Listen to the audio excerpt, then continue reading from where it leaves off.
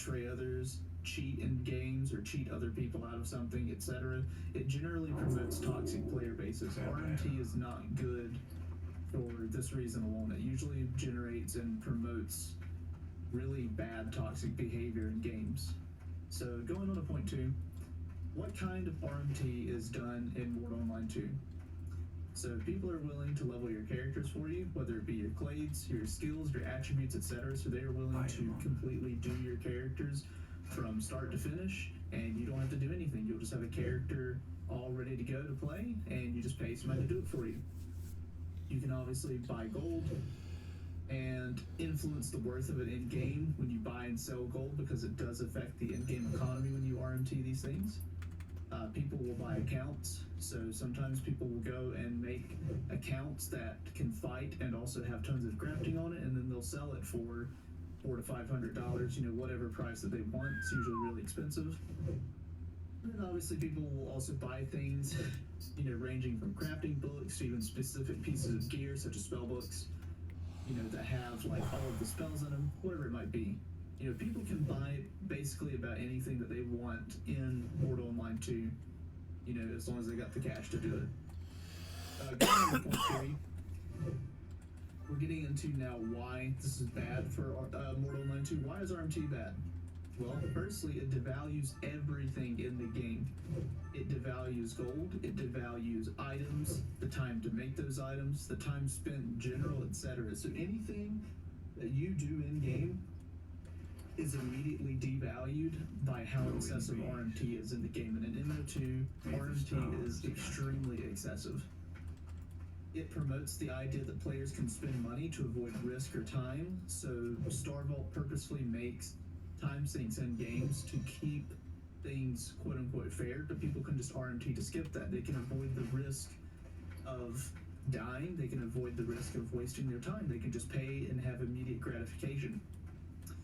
It is fueled heavily by players who cheat, which only further ruins the game. A lot of RMT is done by cheaters. So if you know somebody who RMTs a lot of stuff in the game, they're probably cheating. And then obviously the final point, the economy ends up being influenced by the RMT heavily. We already touched on this a little bit, but when RMT is super prevalent in games, it absolutely wreaks havoc on the economy.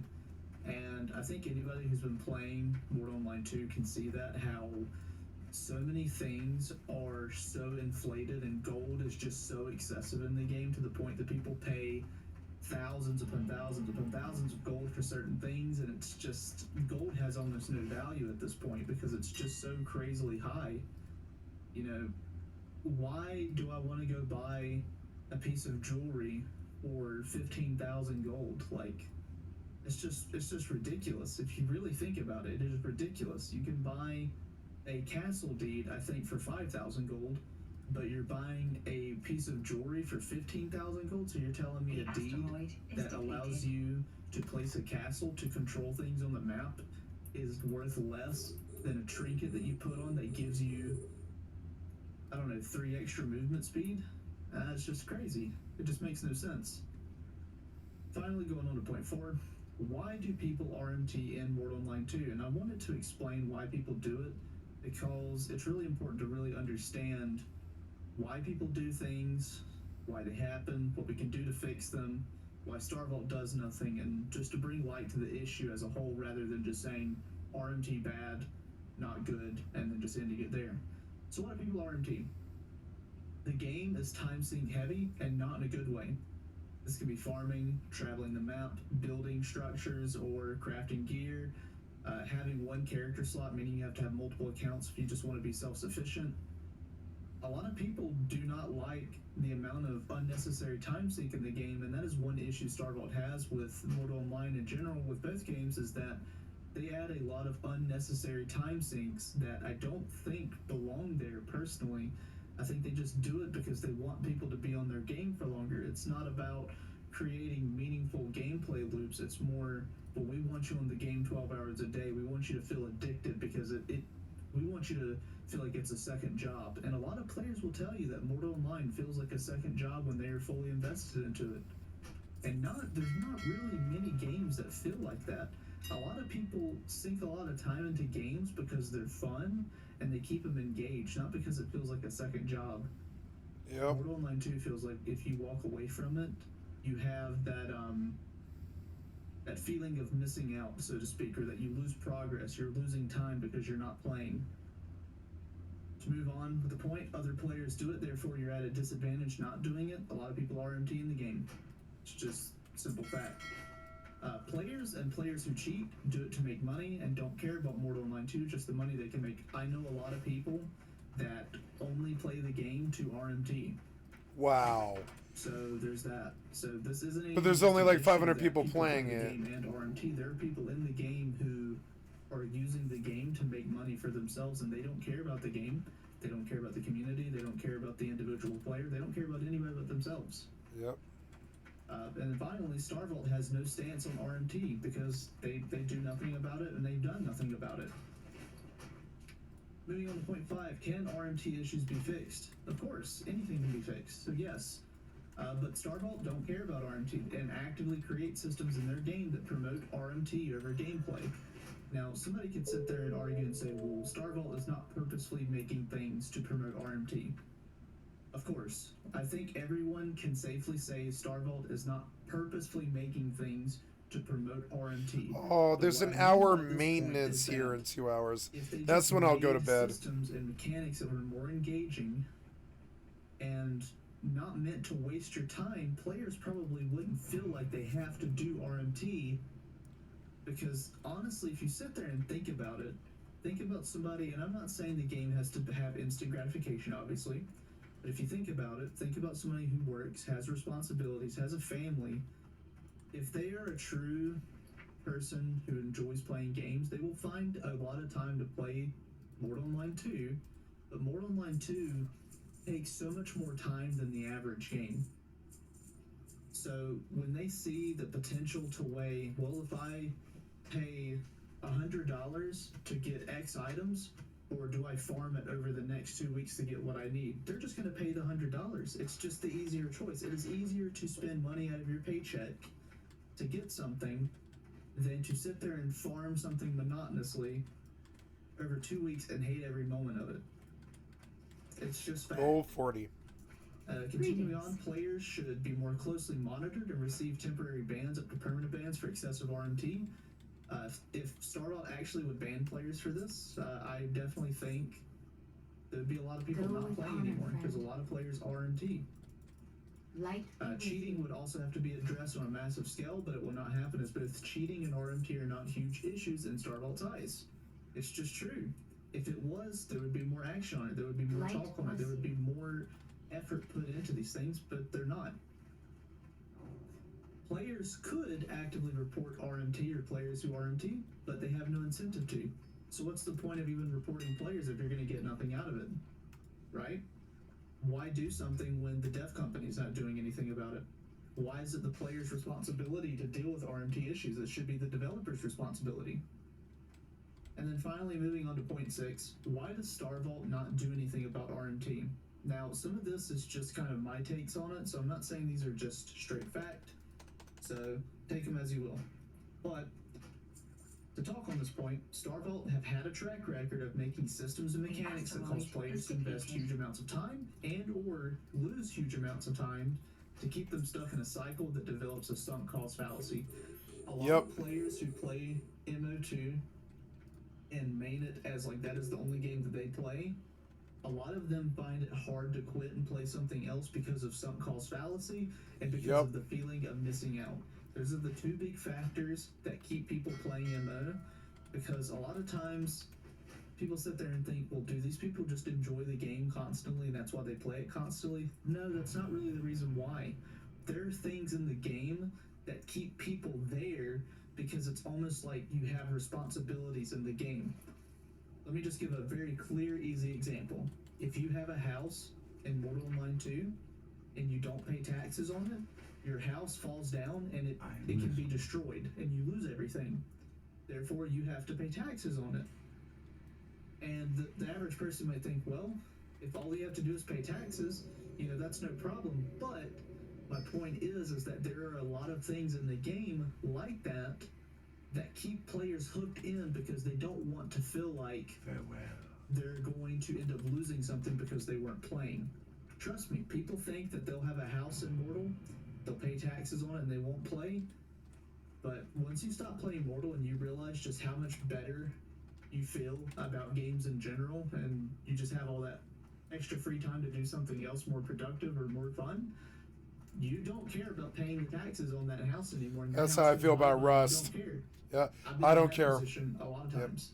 Yep. Oh yeah. Moving on, if Starvault actively addressed RMT issues, which would also mean addressing the issue of cheaters, Starvault would lose a lot of their player base as many play to make side money from RMT. That's just how it is. You know, a lot of people play the game to RMT and they don't care about the game. The game means nothing to them. They just want money from it. There are no active incentives to players to help Starvault catch and punish RMT, therefore players do not care about it.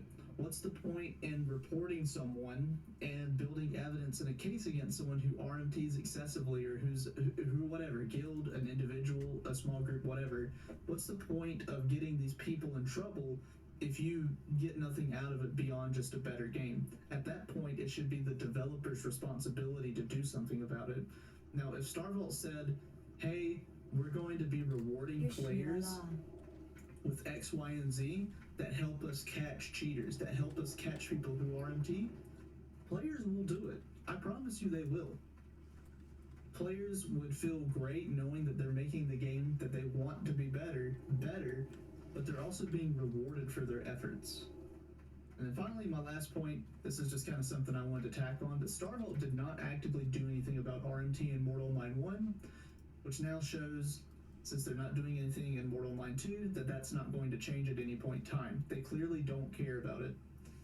So I've got 3 tabs pulled up. I've got 2 websites that actually show where you can buy some of these things, and then the last tab I've got open is actually a thread that was made recently on the forums. The forums are really dead, but we're just going to cover it anyway because it just goes to show that this isn't an issue that just gets brought up, you know, years and years ago, and I'm just digging up a grave, so to speak. Let's just go ahead and look at this. So obviously, when it talks about game coins, this is gold. You can buy gold very easily. Just pulling it up, but you can choose how much gold you want. You can buy it. They deliver it to you face-to-face in game, whatever. Let's go back. Let's go take a look at the items.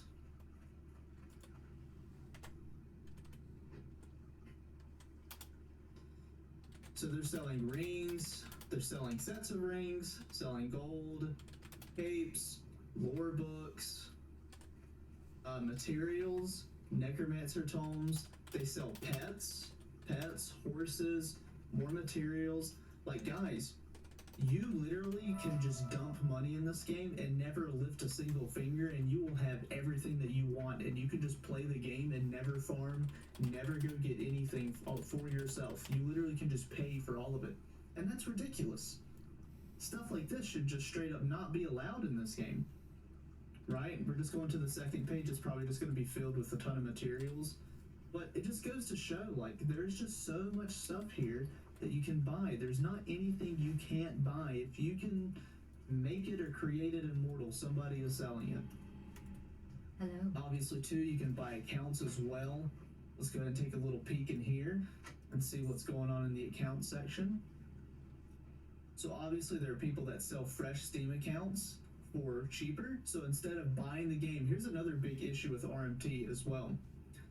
If we went to Steam and we looked at the Mortal Online 2 page, I'm pretty sure the game retails in USD for $40. You can buy the game for $8.80 off of this website. This is a completely fresh Steam account with Mortal Online 2 on it, and you pay $8.80. You don't even have to buy the game for the retail price.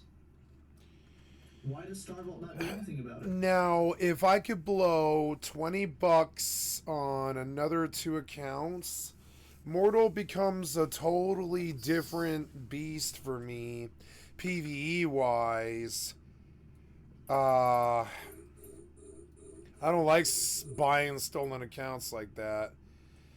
but not all of them are probably stolen. Some of them are have just used keys on a brand new Steam account, right? Got keys for cheap off wholesale. Oh, someone else is here? Yeah, someone else is here. Who is it? Who is that? It's oh, it's Ab, so it's an Ab order person. That's good. It's another Mac. Well, in any event.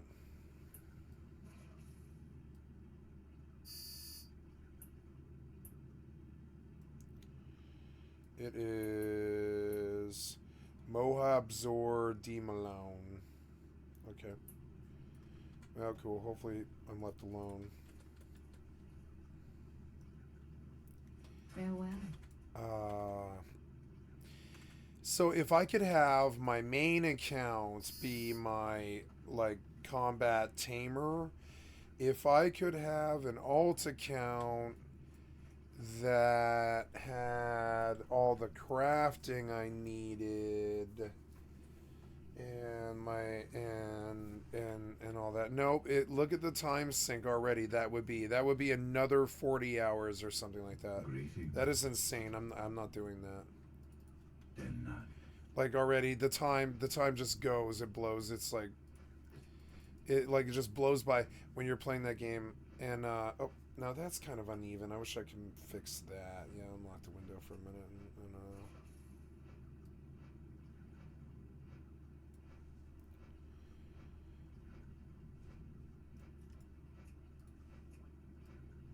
yeah, just kind of like match them up and then draw them up, right? Yep, lock, a little bit more uniform, I think there, lock, yep. And I guess that would be a little bit more fun, but the problem is running the two accounts, well, I guess you would never need to run them at the same time, but logging into the second one is a whole pain in the ass. And, like, Mortal, it's not a pain in the ass, but it's just more steps, you know? And they're about to charge the monthly, which makes the whole point entirely dumb. They should not charge for that monthly. No one will pay it. They're gonna kill their game. He's killing the game so he can go focus on something else. He made his 20 million and he probably locked that up in like investments and stuff because he's not stupid. And now he lives off his investments and he doesn't care what happens to Mortal. It was a good game, and he can freely do what he wants on it because it's his server. To me, this is an example of what happens with if like a modder has like 100 grand or like $1 million to blow from somewhere. They can just basically build their own personal playground and invite everybody else there, and then sell it like it's a game. And then get everything they want out of it and have them pay for that developer to live for the rest of their life. And then they just abandon it. They just straight up, and like a good tactic would be, I could see him sleeping at night being like, oh my God, what happens if they just never pay me for this game, right? He's like, oh my God, I launched a game. I spent all this money on Unreal Engine to soup it up, and I need to break even, or at least on that, if not make my money back. You can see he probably panicked, and he like, rather than just shut the game down because he thought he might have like 100,000 players and might be able to chase his dream for real, instead he had 1,000 at the end of it. And he was like, yeah, fuck this. This is not worth it. And he looks around his fiefdom and he's like, man, I got a good 15 years out of this fiefdom. But honestly, I can just go play a good game now, like fucking New World or something like that, and just play it like it's Mortal or something with my community or whatever. And then just let the game die. And then when it's dead, you announce like a year or like a year and a half later that you're gonna redo the monthly payment on an already dead game with a population of 500. And I like the Mortal deep dive. It's like what not to do. And so, well, I mean, it is kind of like what to do. And at that point, it's kind of like Trump. He doesn't want to be president anymore, so he just phones it in and just lets it die. And then he's like, okay, well, now you've got to start really paying for the game now. You've been having it for free for 2 years. Now we think it's good enough. We say it's good enough for us to charge you a $15 monthly fee for this piece of crap that I'm not even willing to play for free. And and that's fucked up because of how much time it takes and the fact that the walk speed's too slow, and they're just like they're phoning it in, they're not fixing it. And at that point, you reinstate the $15 fee, nobody pays it, the game dies naturally. And you can see in the community, if they're ever to complain, you would say, well, did you expect to have it for free forever? Somebody's got to pay the server costs. And when the community says, well, good point, you laugh all the way to the bank, your $30 million bank or whatever. Or, with your demon, you have cigars with your demon banker in Sweden or whatever, and you retire with your $30 million. They remember you fondly as the guy who brought Extraction. The real people like me remember you fondly, and I do remember Mortal fondly as the people who kind of came up with Extraction and really like an online fucking Morrowind essentially. And that's never been done before, and it hasn't been done since. And New World wasn't it. New World tried, but they cater to the casuals, and now they've got to follow that casual path, which will lead them to inevitable death, like 7 years from now or something like that. They'll go the way of Terra, and they'll die, and they'll be like, we made a really good action game, and people really love it, and all that. But honestly, the difficulty and they failed at the politics, they failed at the difficulty, they failed at keeping us there. The crafting was good, but furniture isn't a good enough reason to stick around and do that crafting for the rest of my life, even though it is the best crafting I've ever experienced. It's better, way better than Mortal. It's way better than WoW. It's the best crafting I've ever experienced, but that game it did not have the open potential that even Mortal did for some reason. Mortal had that fucking potential of, oh my god, I want to sink my teeth into this EVE Online clone for the rest of my life. New World did not. And so now I'm like, well, okay, so this guy, he knows that it's the era of Star Citizen and all these star failure games. Like EVE Online has died, and it's only got its 25,000 loyals, and it's not growing, and it's not dying. And PAX Day is on the horizon, not on the horizon, but PAX Day has been announced, and they're looking at real survival games like Blizzard Survival MMO coming to the market, and all these other things. And they're like, shit, I'm about to have to contend with all these people that I didn't think was going to be there before, like PAX Day and AOC and World of Warcraft, Blizzard's fucking survival MMO, and EVE Online, and all these other people that obviously did 25 times better than them at the very least. And they're like, why should we try to contend with all these motherfuckers? The vision's great, but like, why would we try to contend, right? And they're valid. And so his kill attempt is to kill the game by demanding the money that he needs to keep the servers running. When these people clowning him who have been living for free on that game for 2 years realize that they've got to pay for it, and fucking bail when they realize they might have actually got their divorce because of it, or maybe they've neglected their kids, or they become bald and fat because of it, or they're angry because they're more twisted than Rust players and shit because the toxicity has turned them into something else, and they're unhappy with their lives, and the only reason they don't leave is because the sunk cost fallacy, like this guy was mentioning. They turn on him, and they don't pay the monthly, and he's learning already. And so he's set aside. A smart man says, I'm going to need a signal. I'm going to need a signal to see if the loyals are still willing to pay for the game and sit around and pay for it. And he probably did get some signups for the 3-month, which is hilarious. But the smart people don't pay it because they're like, well, even if they give this game away for free on Epic, which I bet they do, I bet they give it away for free on Epic, that'll have an influx of between 1 and maybe, I think the big crowd will be maybe 1 and 3,000 people to their server, and they'll have some more new gotcha addicts in that respect. And there will be an influx to the game, and there will be some people who pay for the 3-month. The smart people will leave immediately, like I did after 3 weeks or whatever, when they realize that the game's too long, the walk speed's too slow. And then when they really do deep dives on the videos, all they find is stuff like this. And so they're like, okay, well, no, this game is cool as a free game. Sure, I'm glad I have it as a free game. I'll probably even get it on the Epic Store, so then I have 2 copies of it. It's one could argue that the Epic Store thing is actually kind of awesome as a Mortal, as an incentive to make Mortal players play the game. Now they're getting a second copy for free of Mortal 2 on Epic Store before Epic dies or whatever. And so they're like, oh, well, now I can be the crafter that I always wanted to be for my main. Maybe I forgive you a little bit, right? And maybe I pay your monthly. And he tricks them into paying him more money. But at no point does he ever mention that there's any new content coming, any fixes to any patches, anything of any remote actual. Like, okay, Mortal 2, the day it launched, is the exact same game to the degree. There's no difference. There's no improvements. No, it was the same clunky fucking memory leak shit. There was no improvements to the UI or anything. There was no improvements to the video. They added DLSS, and that was about it. That was the only thing they added. The entire client that was new. Besides he worked on taming a lot because he's probably thinking the same thing I'm thinking. If I could make a really good taming game, it actually would sell. Why should I make this crappy fucking medieval game where all the toxic fucking Rust players just treat me like shit, steal my customers' information, like kibitz and corrupt everybody, hack me and fucking ruin me, and make fun of me all day on the fucking forums and shit. Why do I want to be around these people anymore? And if I was him, I would try and get out of it. The smart way to get out of it is you use the game as some kind of platform to teach yourself how to build something else. Hopefully, like he did have kind of a good taming game there a little bit. He did have a bunch of assets having to do with animals. If he was smart, he would just do a taming game where the animals all killed each other and sped it up a bit in the Unreal Engine.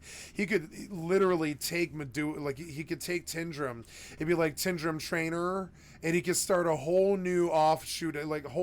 There's nothing in the world that would stop him from doing that. And he could be like Tindrum Trainer, and he takes the big city of Tindrum, and outside, and just outside the city, that's it, there's like every animal asset he ever bought, and they're all different levels, and they're all, and the game's much faster, and you can run around like Dauntless and shit, and all you do is train animals, and he sells the game for $1.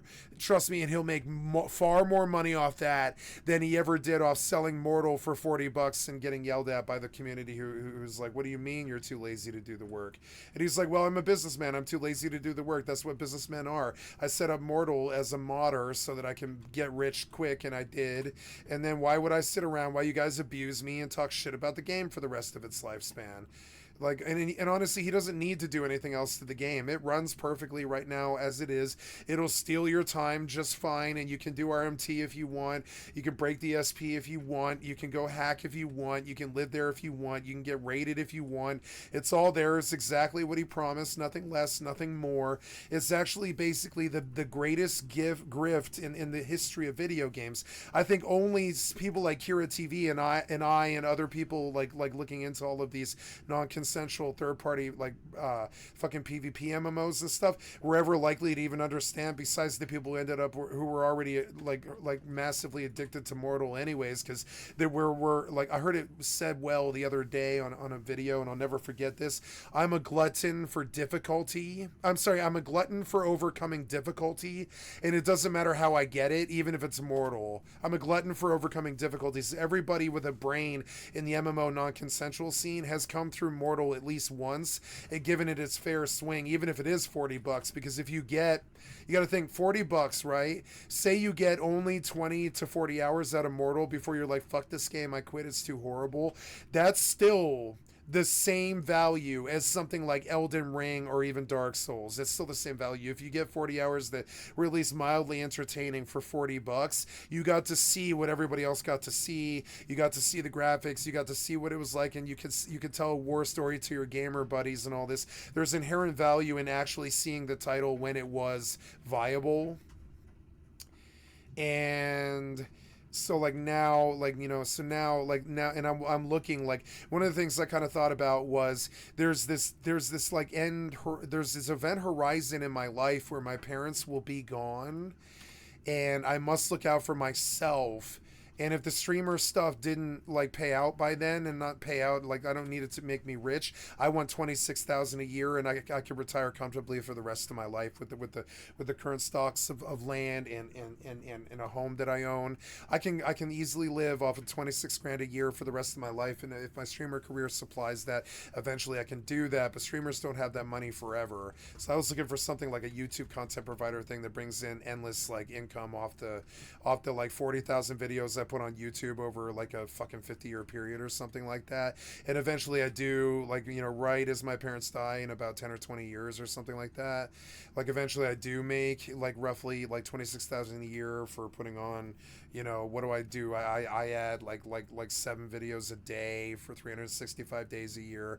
So yeah, I put in like 20,000 videos a year, and or what I'm sorry, yeah, what is it? I'm sorry, that's 7 videos a day, 30 a month. Yeah, that math is totally wrong. I'm sorry, that's 210 times 12 would be only about 2,400 videos a year. Excuse me, but the 2,400. So I'm very tired.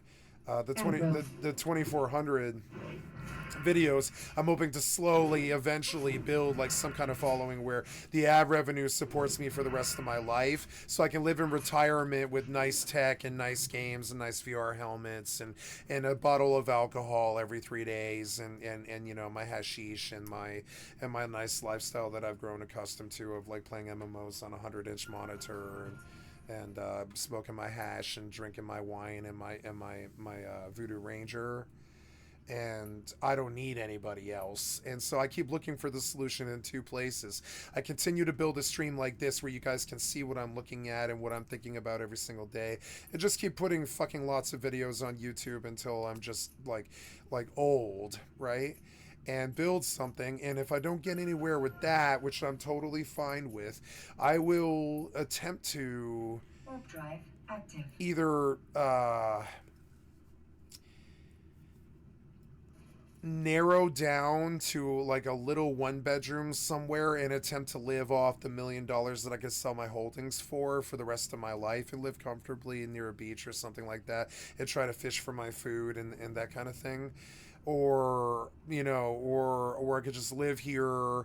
I could rent out the 5th wheel for not much money, like, I don't know, like 1,000 or something like that, and try to live off I would get the 26,000 a year if I charged $10.50 a month for the 5th wheel, and allowed, like, you know, and had endless parking access. You can park as many cars as you want in the garage, kind of, or in the parking lot, because I have like rural land where that doesn't really matter that much.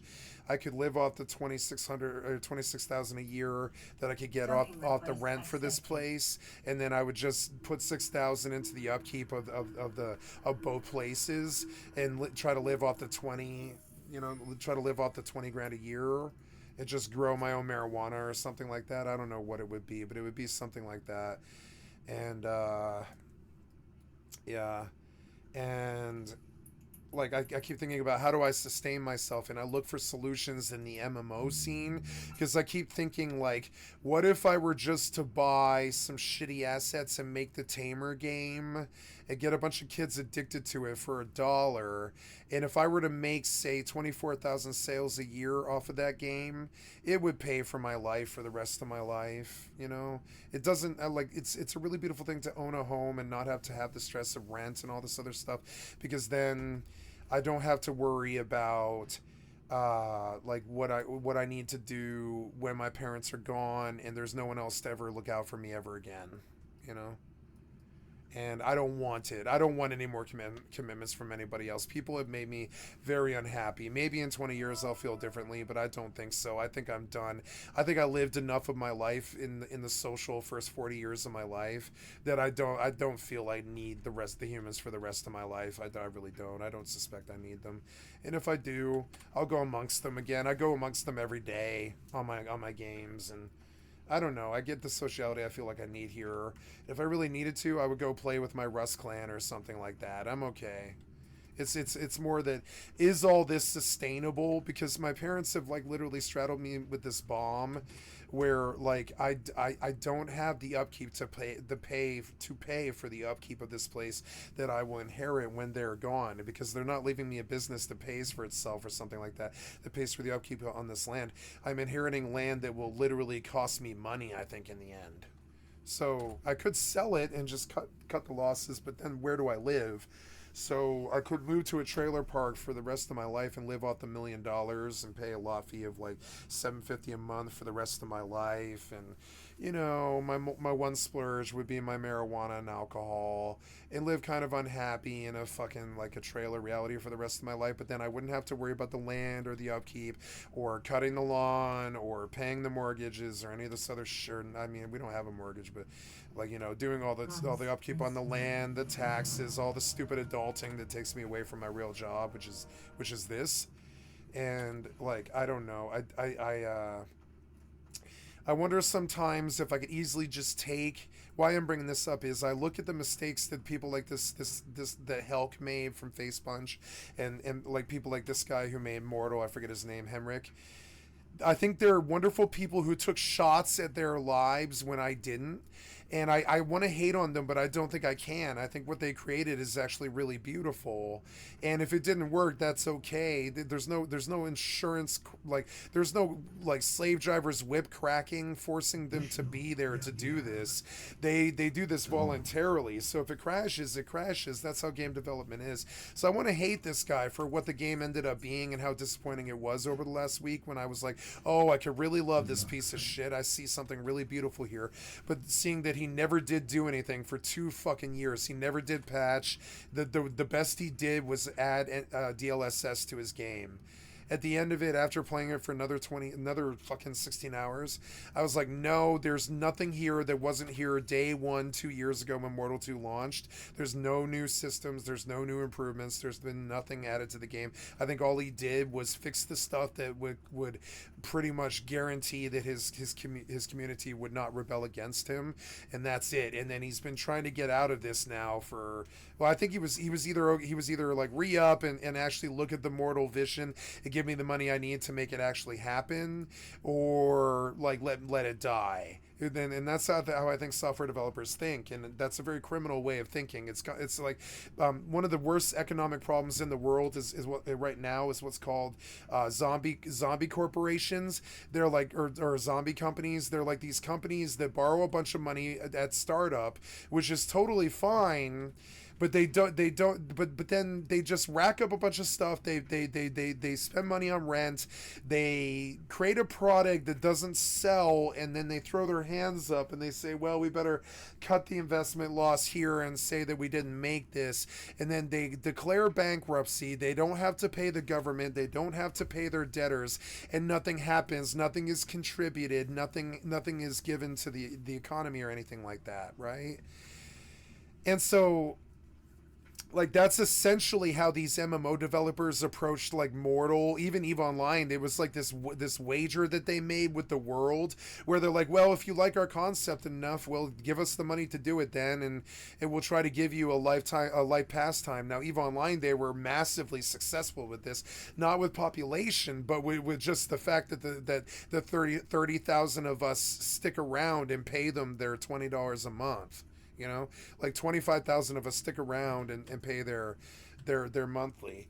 So, like, you know, they obviously did something right, a lot more right. Damn it, I keep leaving the town. Oh no, I bought axes. I bought axes, but I changed the key. I forgot.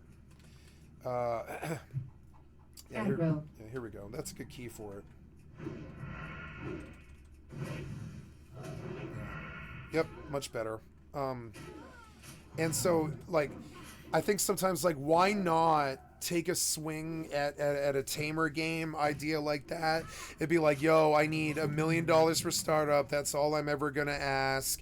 You always have access to the game and endless game things. If you help me reach my Kickstarter goal, the idea is to create a really basic Beastmaster game where you tame like creatures out in the world, and you use them to kill the other creatures in the world, and you either have to retame the creature that you kill before it dies if your pet dies first, or you get the XP and then you get stronger and your taming abilities get better and all this other stuff. And you could sell the same thing the Final Fantasy 11's done with Beastmaster in the Mortal engine with the fucking, like, I wish I could approach this guy and be like, let me take your engine and make a little mini game out of it with just nothing but Tindrum and the outside area, and let me fill it with monsters, and let me take your taming thing and turn it into like an addictive game. And let me fix the run speed. I don't want any of your medieval stuff. You keep that immortal. I don't want any of that. I want your animal assets and the taming system. And I'll take it to a mini game. I'll speed it up. I'll fix the problems with the code and all that. And I'll write a fucking taming game out of your fucking beautiful Mortal engine. And prove to the world that Mortal is good. Mortal is good. You know, Mortal's good. It's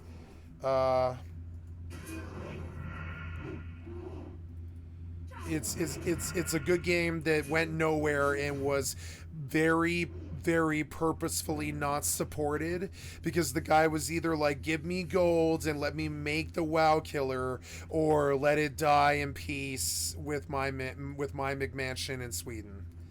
And he's let it die in peace with his McMansion in Sweden, and I want to hate him for this like this kid does, but I don't think he made any mistakes. He even surrounded himself with gangsters so he could easily point the finger at them if anybody in the fucking Skill Up crowd were ever to, or even the Kira TV were to ever be like, you're a fucking scam artist, you should be prosecuted or something like that. He could easily say that no, the hackers stole all of the users' information. They hacked the game. They ran rampant. They scared everybody away. They slowed everything down. We made a mistake by putting the server in Europe when most of the players were American. We made this mistake that, you know, and all this other stuff. And he just blames the mistakes like that other guy that the failed Chronicles of Illyria. And he says, was it really a failure? I gave the world 2 successful MMOs over an 18-year period that did have a dedicated crowd of about 1,500 people who really genuinely loved the game. Was it truly a failure? And at some point, like 1 million people bought the game, but only 1,000 stuck around. And when Skill Up at that point doesn't care to ask him any more questions, they go, oh yeah, I guess you're right, the people around you were just really shitty and caused your game to die. I suppose that is true. And you couldn't get the money, and you couldn't even get them to pay him monthly for 2 years. What did you expect to do with 0 income, right? How long is that guy expected to just keep those servers running for a game that we bought when nobody wants to pay him, right? And it's a valid complaint that even Skill Up would say in the triple anus. You know, it's a valid complaint that triple anus people would even say, all the big media, video game media people, right? They would say, oh, well, what could the guy really truly do except let it go down? He's not expected to pay the fucking, oh, this doesn't work necessarily because, yeah, I guess I best just keep the throw key on my one key, and keep eviscerate on the button 5, or not eviscerate, but I want to keep slice and dice on button 5, and I want to put eviscerate on 3. Here we go. Slice and dice is actually what my mouse 5 should be. Yep, and then I'll just, I don't like throwing daggers with the 1 key, but it has an addictive quality to it. I wish it was on my mouse is the problem. It's alright. Nice relic. So you can see he actually gracefully made like $30 million, had the time of his life, built a software development company, gave the world 2 good, quote unquote, good MMOs in the respect that like 1 million people bought the game anyways. Good MMO at $40 to $60. He made his money. He made his 200 million and retired. You know, he definitely did make his money. He made his 30 million. And he only used like, I think like 50 people to do this or something, and he paid them all, and he kept them as a cabal, and he kept a social thing, and he probably drinks with them at Saturday night in Sweden, shit like this. He probably had the time of his life. He probably found his wife doing this. He probably met some really interesting people and all this.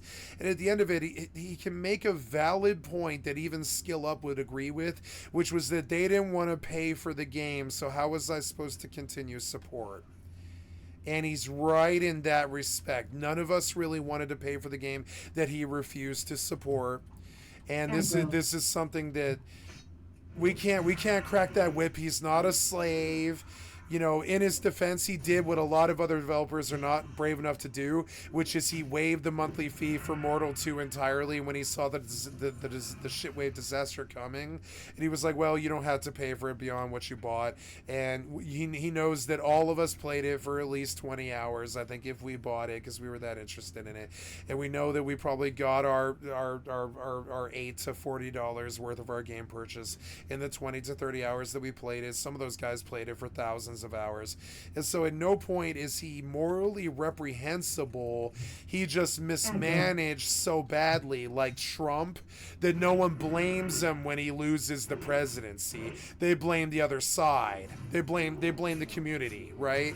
No one blames him. It is exactly what happened with Chronicle. I mean, now they're blaming the Chronicles of Illyria guy because he did charge people and he did do NFTs and he did try to do them monthly and he did fail and he did lie and he obviously ceased support like 5 years ago, but he keeps lying about it because they keep hook, line, and sinker swallowing it, and he pretends that his community's moving and he's making something, but no, he cashed out long ago. He made his money. He met his NFT peeps who got him where he needed to go.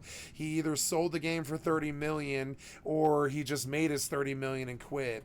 And that's what I think Robert Space Industries did. I think that's what Star Citizen is. I think Star Citizen was the most successful one because instead of just like making promises or anything like Hemrick did, he just dumped it all into the graphics so it really does look like a real game, and then he sells the engine to someone else.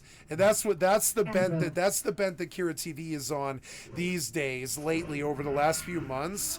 He's been after these people who essentially use the community to fund making an engine, and then they sell the engine cheap to the highest bidder, and they retire in the Cayman Islands with their demon bankers with their $20 million, and they buy their child sex, and they retire with Jeffrey.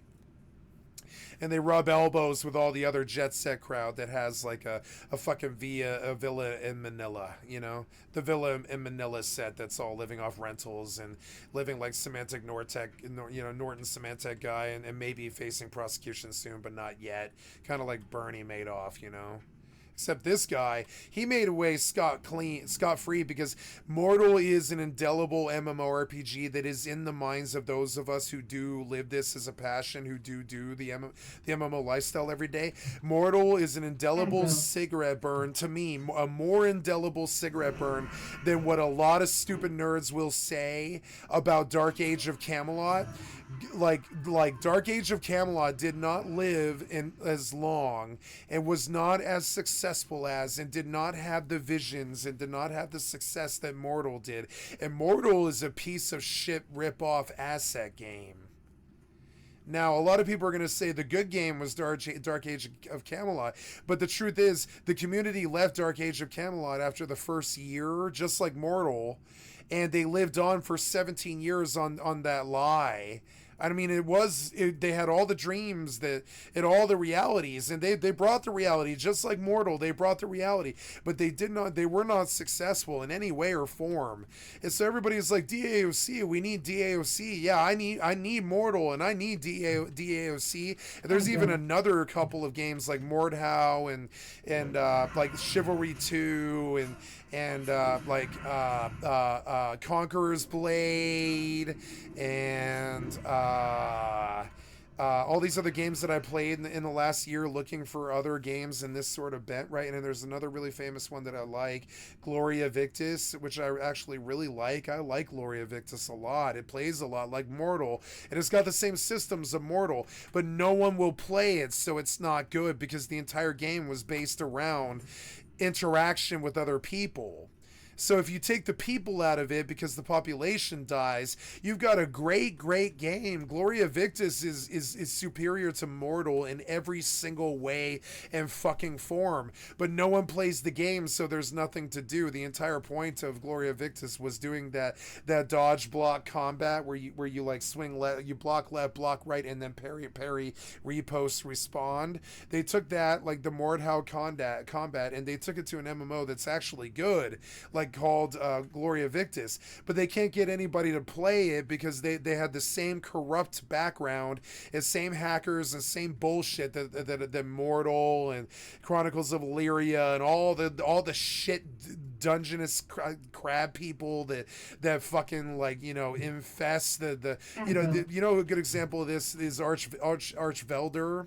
Archvelder is the WoW guy that probably goes and corrupts all these other MMORPGs as a hobby in the background, and he runs the multi-box clients like me, and he's a 5-boxer douchebag like me, and he ruins all the MMOs that he comes to because he's trying to find passive play, and he believes in MMOs playing like Ultima Online, but yet none of them do except for New World, and he really wants an Ultima Online again, but he's not going to get it.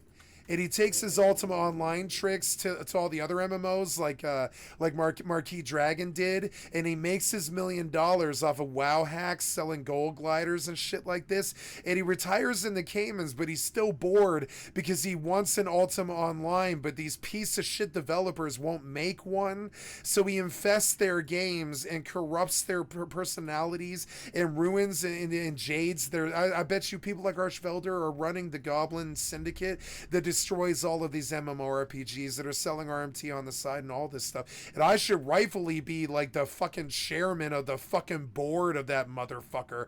I should be the chairman of that board. I'm better than all those guys combined because I can roll. Like those guys, they suck dick at combat. I can roll in Rust with an 8-man and be the best sniper there and all that. I actually have the combat skill. I went to fucking Gladiator and Rival and shit. Those guys, I didn't go to Glad, but I went within 15 points, and I do have Rival. Those guys will never get Rival because they're 5-boxing all day. They're trying to pull RMT money so they can like get laid and buy hookers and pay for whiskey in their nice, expensive high-rise apartment in Seoul or whatever. They always live in Seoul or Bangkok or one of those weird child rapist places. And they like that's where Kira lives, I think. They always live in weird child rapist places like that with no rules. So they can like sell their RMT gold and not be prosecuted and have their PayPal accounts frozen and all this. And I should be the chairman of the board of all those people. But my mother raised me to believe that if you have an illegal job, it better solve the problems of you and everybody that you know. Otherwise, don't fucking bother. That's not what these guys are doing. These guys are running like gliders to try to make $300,000 a year so they can live in an apartment in Seoul. That's what they're trying to do. It's just like anybody else trying to make it in this world that actually want to make it like to the tune of 6 figures. They have to have some shitty hustle that's basically robbery. It's not, but it's close to it. It's like basically robbery. So I watch these guys like make their little attempts at stuff. Like I feel like I could make an attempt at a good MMORPG because I have just as much of a sense of what like Helk and Henrik and all these Swedish developers and shit have a sense of what a good survival game is. I want to take Final Fantasy XI's pet taming to a survival MMO that plays like Final Fantasy XI, but like much faster. But still clunky like Final Fantasy XI and slow like Mortal, but much faster run speed. So you don't have any like there's no expedience or there's expedience to it. There's no wasting time traveling to the fights. It's these terrible knockdown like RPG like roguelike pet battles like Final Fantasy XI and Beastmaster, but it's a very small area like Dauntless, layered so people can play with each other and maybe use their combined taming powers to get a bigger pet, that kind of thing. And the biggest I ever wanted is like 4 people or whatever, and I let them play on cell phone and I take it to PC and people like the game and I make my 30 million off of it or whatever, and then I retire to the Cayman Islands with the fucking demon bankers and I pay for the love of my life and I pay for the things that they need and I pay for all the problems of all the people around me, and I pay back all the debts that everybody owns, and I go retire in the Cayman Islands. And I think sometimes maybe I should make my own game rather than being a fucking streamer trying to be fucking famous doing this. Maybe I should go be a fucking like a game developer. But the problem is most of those guys are morally fucking bankrupt, and that is just not something that I could even say about myself when I was a drug dealer. When I was a drug dealer, sure, I was morally bankrupt because I was poisoning willing adults who were desperate to get my product. I'm talking desperate. They would call all day, all all night. They'd meet me anywhere. They would drive 2 hours. They don't care. They're so desperate to see you. They want it bad the way that, like, you know, a junkie wants their fix, because that's what it is. And like, they want that, and they really love you. They really want you to succeed. They like, they might want to rob you, but they love you and they want you to succeed because you're the provider of their drugs, and they want to trust you and they want to buy dope from you. And so, like, honestly, I never considered it that morally bad, except for poisoning a culture that obviously really wanted to be poisoned. And when I did it, I was looking to solve all the problems of everybody around me and to retire in a house in the hills so that nobody could harass me when the fucking grid went down and I spent all my money on a silo or whatever. Instead of a house in the hills, I want a silo with its own well. And I think about this stuff all the time. And I look at the mistakes that Hemrick made, and I look at the mistakes that Helk made, and I look at the mistakes that fucking Gary made with fucking, like, you know, Unity and all the shit that the smaller developers have to do to get their games out. And Rust was dynamite in a fucking bottle, and I think EVE Online was dynamite in a bottle, and I think DayZ was dynamite in a fucking bottle, and so was PUBG and Counter-Strike 1.6. But that's it. All the rest of the modded games were dog shit in the fucking ends. They were dog shit in the end. They weren't worth their time. They weren't. They died in the end. They died out like mortal. They lived a pretty good life for like 16 years sometimes, like Terra, but they didn't make it. They died. They died like Terra in the end, and they ripped us off for a lot of money on the way. And I'm beginning to understand that this is a fundamental reality about humans, is they build a business that essentially rips you off for as long as the business is alive. They die a pauper, but they were able to survive while the business was alive, and they took a shot at their dream. And that is the human state of affairs. That is what everyone should do. That is what everyone should find something that they love, and they should try to build a business around it and try to provide to the world something that shows the world that they love something very deeply. Like say what you want about Chris Chan or whatever, and he was obviously a really horrible fucking morally bankrupt like jailbird and shit. But he did love Sonashu. And I'm not trying to pay respect to him. I don't like the guy, but you got to respect real love about something that someone really did have a passion about, that, you know, that he was just delusionally passionate about. I don't care if Hemrick lets mortal die. I care that he took a swing and he did influence some other developers to try to make other survival games that feel like they actually have some hefty weight, like Mortal and EVE and Rust. Like, Rust feels like it has weight. If you run down a hill and you chop a tree, that is a commitment to running down a hill and chopping a tree and exposing yourself to anybody else that might be out there. It is a commitment to hauling a weapon down to the tree. It's a commitment to getting the wood from the tree and not getting shot while you're chopping the tree. It is a commitment. Ooh, tribal pants. Oh, nice. I got new pants. No, but I just bought them. Oh, well, I'm gonna just disenchant these. I don't care about this. Yeah, I don't care. I'm not selling them. I'm disenchanting them. I don't care. I need them. I need the mats. Yep, good mats. Don't care. Give it to me. Yep. Great. Don't care what the item is. Don't care. It's all crap to me. So we listen to somebody like Archvelder who did WoW hacks, and by hacks he means exploits, and who did WoW exploits for 10 solid years, drove Blizzard up the fucking wall, and he was like the social butterfly queen of OwnCore, the fucking website that everybody uses to exploit MMOs, right? And OwnCore was basically an MLM scheme, but it did have valuable information about how to get around like terrible problems, like how do I keep playing the game when I'm a poor, like, 20-year-old college kid who can't even afford rent, much less a monthly fee. And, like, and all this, and they would help you out with these problems, and they're like, well, go grind every raid in the game. Here's the path. Here's how to reset the dungeons. Here's what to do in what order. Here's the speed gear. Here's the if you have the time, level this character like Druid, who can run around at 390% movement speed at all times and can one-shot everything in the room, and just run around and swipe things on bearer with 400% movement speed. Clear every raid dungeon in the fucking world, sell the WoW coin to our community, take that money and go pay for your monthly. And that, I mean, that's and then honestly, I should have been the chairman of the board of all those people. I've been living off those tactics my entire life since I was like fucking 13 years old. I've done it. I've made computers. I bought a computer off of selling accounts. I've done that before.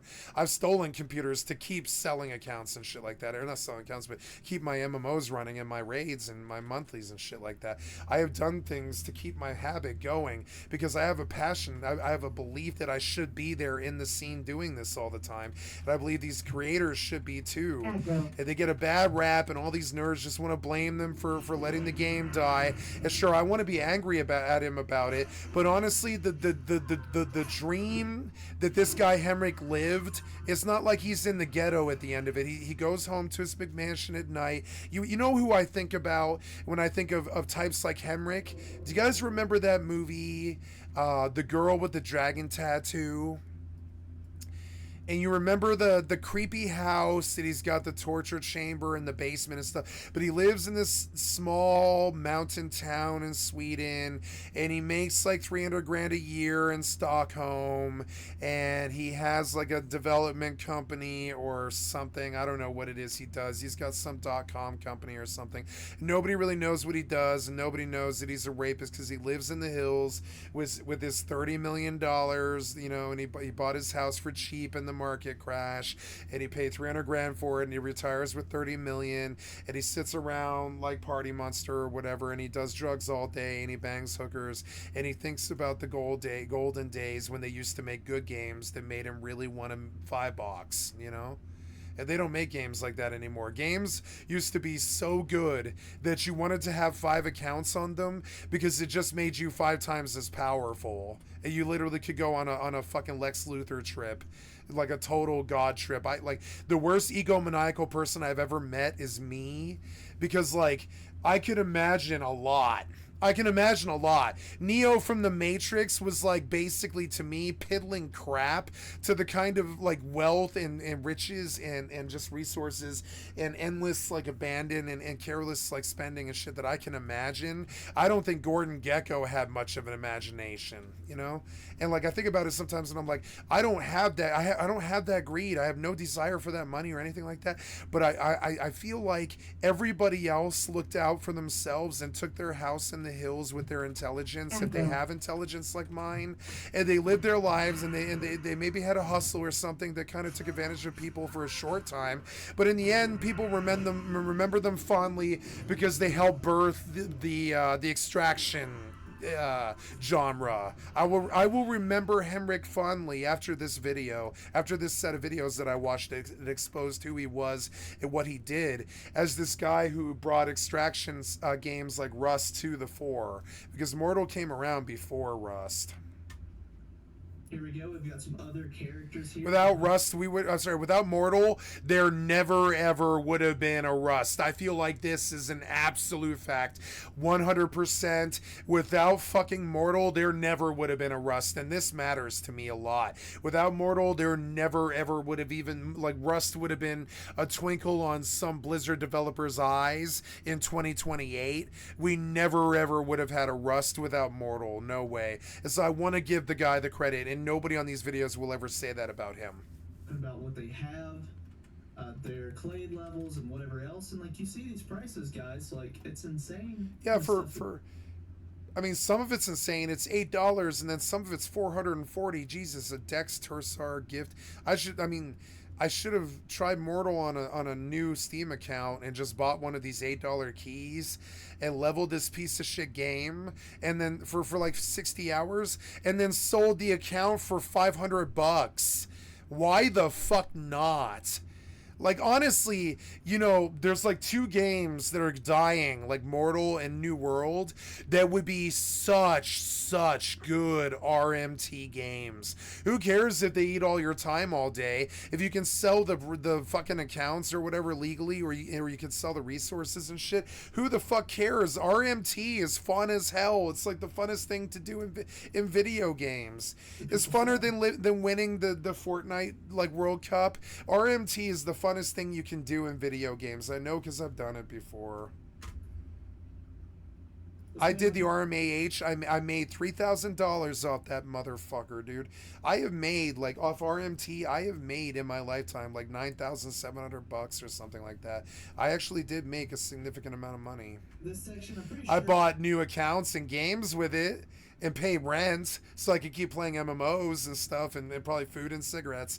But I didn't like ever spend that money on anything real. I just kept doing the MMO lifestyle, however, whatever it means. I would rob banks if I no, I wouldn't rob banks, but I mean like if I had to, I would rob a bank to keep my MMO lifestyle going. I would never do so voluntarily or ever desire to do such things, but I would do so if it meant keeping going. This is what I told my ex. I was like, if I can sit around and continue to have the lifestyle that I've had as an MMO gamer and sell drugs or run hookers or do whatever the fuck it is, be a pimp, I don't care what it is. As long as I can do what it is that I love without being suppressed by the government or having my account seized or having my accounts funds frozen or my PayPal frozen and shit. I don't care what it is, short of child sex or murder or like frankly like prostitution myself. I will do whatever it is if it means like I can continue my $26,000 a year lifestyle as an MMO lifestyle person. To do with services. It's never been that much money to do my job. It's never been that much. You buy some crappy game for $60, you pay a $15 monthly fee, and you figure out how to pay the computer with the rest of your life skills. And when you're done with that, you just keep going and you keep grinding and you just keep living that life and putting it on in the background. Mistaken, so this is like power leveling stuff, so this is going to talk about like skilling, clade XP, and I'll talk about this shit till I'm brain dead. Till I'm brain dead, I don't care. I'll talk about it. It's my great passion. You ever hear that joke they did in Futurama about all these farmers ever want to talk about is corn, right? Oh, you want to talk about corn? You know, they all perk up. Corn? Yeah. To me, it's MMOs. To me, it's not corn or potatoes in the field. My vegetable that I'm obsessed with is MMOs, and I could talk about this for the rest of my life. I could talk about WoW gold prices. I could talk about like exploiting and boosting and how much I hate it and all this stupid shit. I can just talk about it forever. I don't care. It's like the way that the football guys talk about like, you know, Madden and shit like that. That's how I can do this. I can do this for the rest of my life. I have a deep, deep, deep passion of it, and the words just keep on coming. It's not like I'm running some bullshit machine. I want to talk about MMOs for the rest of my life. It's my greatest interest. I don't care. I love that shit. Like I love the Beatles, pussy, money, and weed. I'll just keep doing it. I don't care. Why won't you kick? Why won't you kick? God damn it. It's like I have to start attack to kick, and that's no good. I'm going to add a start attack to the kick macro. That's no good. Yeah, stop casting, but do start attack so I can actually... Stop casting, but do start attack so I can actually, like, fucking kick the mob, you know? There we go. So let's hear what else he has to say. Oh, no, I waited too long. Let's hear what else he has to say about this. Pay someone to just do whatever I wonder sometimes why I don't take an account for $8 like on Rust and farm it for hours, for like 5,000 hours or something like that, on in the background, put it on in like settings at 1 and just play Rust. I open a 1x1 on the zombie server and I go like kill a barrel every 2 hours or something so that the admin isn't mad at me or whatever, and I sell the account for $500 after a couple of years or something like that. And I don't know why I don't do more things like that, except for the time is just not worth the money. The something about the RMT, the time is never worth the money. 15 hours a day or 1 week for $235. Man, what a steal. Right? 1 week package, 15 hours a day, grinding any activities you want for $250 flat. For a whole week. So he's saying, he's like, I want to play Mortal. I don't care what it is. Like, that's such a genius play, right? Look at that. I really like that. I used to do stuff like this. I used to be like, I will be your MMO buddy. I used to try to do EPAL like 15 years before EPAL was EPAL. And I'd be like, I don't care what game it is. I will come help you grind your MMO and learn it and help you. Like, I'll be your heal buddy on WoW or whatever. And I used to put up ads on Craigslist. Like, yo, do you want somebody to heal you for 12 hours a day for 7 days a week for a flat $100 fee? I've done that. You can tell these guys are desperate. They're like, what if I could get $250 right now for a week's worth of work? That would pay half my rent. And then I could just bum $10 from all 25 of my friends each and pay the other half of my rent and continue being an MMO degenerate. I've been there. I've done it. I've done all that stuff. I've literally stole cigarettes and sold them to my friends to pay for my monthly. I've done shit like that. I don't care. But it's just insane the amount of stuff. Because anything that takes you away from the game is unacceptable. Cooking real life food takes you away from the game. It's unacceptable. Dating takes you away from the game. It is acceptable if the girl plays games as well. Otherwise, it's not. It is, but it's not. I'm kidding. It's totally acceptable to be social and have a girlfriend and all this.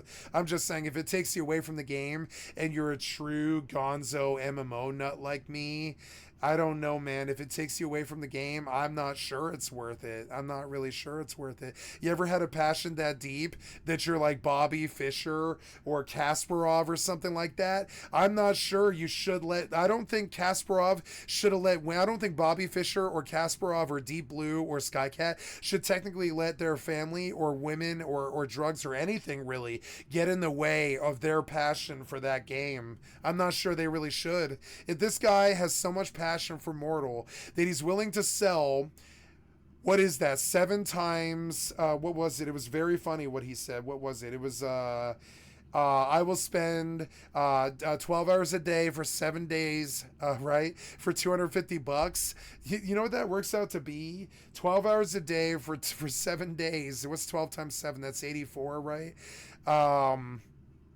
That is 84 hours at $4 an hour. And honestly, that's not bad money in certain countries. And if you're a brain dead MMO addict who wants to play Mortal all day, every day anyways, what do you care? What do you care if it's only $250? That's still $250 that you were playing the game that you weren't going to get. And this is how RMT got started, and you can see how digital serfdom, which is going to be a reoccurring theme on my stream until the day I die.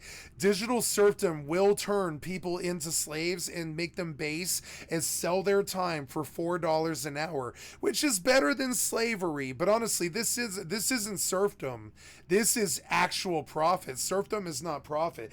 I'm a serf. I will just play the game with you. If I actually like you and I actually like the game, I don't care. I'll play the game with you for 150 hours a week and I won't charge you a red cent because I'm a digital serf. I'm going to play the fucking game anyways. I didn't charge my friends for playing Rust for 4,000 hours, you know? You can pay money for, right? I didn't charge my friend Tay for all the farming I did, and I didn't expect anything from him in return. I was going to do that shit anyways. You know, I'm a digital serf. I can't make money with doing what it is that I do without whoring myself out like this. And the real secret about that whole package that guy was selling is nobody buys it. Nobody buys a slave that works for $4 an hour and runs around farming MMO mobs like that. Because if the admins see it, they'll do something about it. So let's go ahead and They'll be like, you purchased a bot. And the guy's real, but all he does is sit with you for 120 hours a week, just farming for you. And he's either a bot or a slave, but either way, it's not okay, right? And that's the thing, that neither way, it's not okay. It's essentially using a human for their drug addiction. It's like literally, I consider digital serfs, like what I am, to be essentially no different from a drug prostitute, like literally a drugged out male prostitute. I don't consider the professions to be any different. I would sleep with men if it meant that it kept my career going. I have an addiction that I've never done it before, but I would do it if it was balls against the wall and that was the only income that was to be had. If the entirety of all jobs were illegalized by the American government and RMT was controlled, I would still, except for essentially butt sex with men or whatever, I would still I was still absolutely probably, and I'm not gay, I'm really not. I've never touched a man and never will, never voluntarily. I would do that if it meant that I could continue doing what it is that I love to do every single day. There is nothing short of rape or murder that I would not do to continue to being able to do what it is I love as a digital serf every single fucking day. And there's nothing I won't do to keep my lifestyle going. Nothing. I'll sell drugs. I'll move women. I'll steal credit cards. I don't care what it is. I don't care what it is. I'll run MMORPG scams. I'll sell RMT gold. I don't care what it is. As long as it doesn't stop my fucking lifestyle, I am not morally bankrupt. I just have no limits. I will do whatever the fuck is required to continue my lifestyle. And I don't know what about it is considered to be secret, but I think this is a secret to most people somehow. But I am far, far, far, far, far, far, far, far, far, far, far, far, far, far, far more desperate and worse than your worst heroin junkie in the land. I will do anything to keep my lifestyle going. I will steal. I will sell my body. I have no qualms about it. I will do anything to keep my lifestyle going. I don't care. Website, just to show that this isn't just like one website. There are multiple websites. You ever had a desperation like that? I don't even think drug addicts have a desperation like that. You ever been so desperate to keep your lifestyle going that you believe that it would be essentially killing God if they were to take MMORPGs away from you? It would be like killing God for you. You would never be able to believe in God again or something, right? It literally, taking my lifestyle away from me is such an evil, alien, shitty concept that I think it's godless, and I think only godless people would ever attempt to do it to me. And that's how I viewed my family for 20 years. My family was like, quit doing this, you're not making any money, you're unhappy, you're fat, you're ugly, you're bald, or whatever, stop doing this, quit doing this, we disrespect you, you have sociality worse, that you have you're on the social ladder lower than drunk crackhead bums that live in Skid Row, or like child molesters and shit. You literally have like professional gamers are about the same as like chomos or like Skid Row junkies. We don't have good reputations, not really. Some of the streamers do that were successful at providing content, but not a lot of the MMO addicts really have any respect in the scene. We're considered to be about as bad as a drunk crackhead prostitute.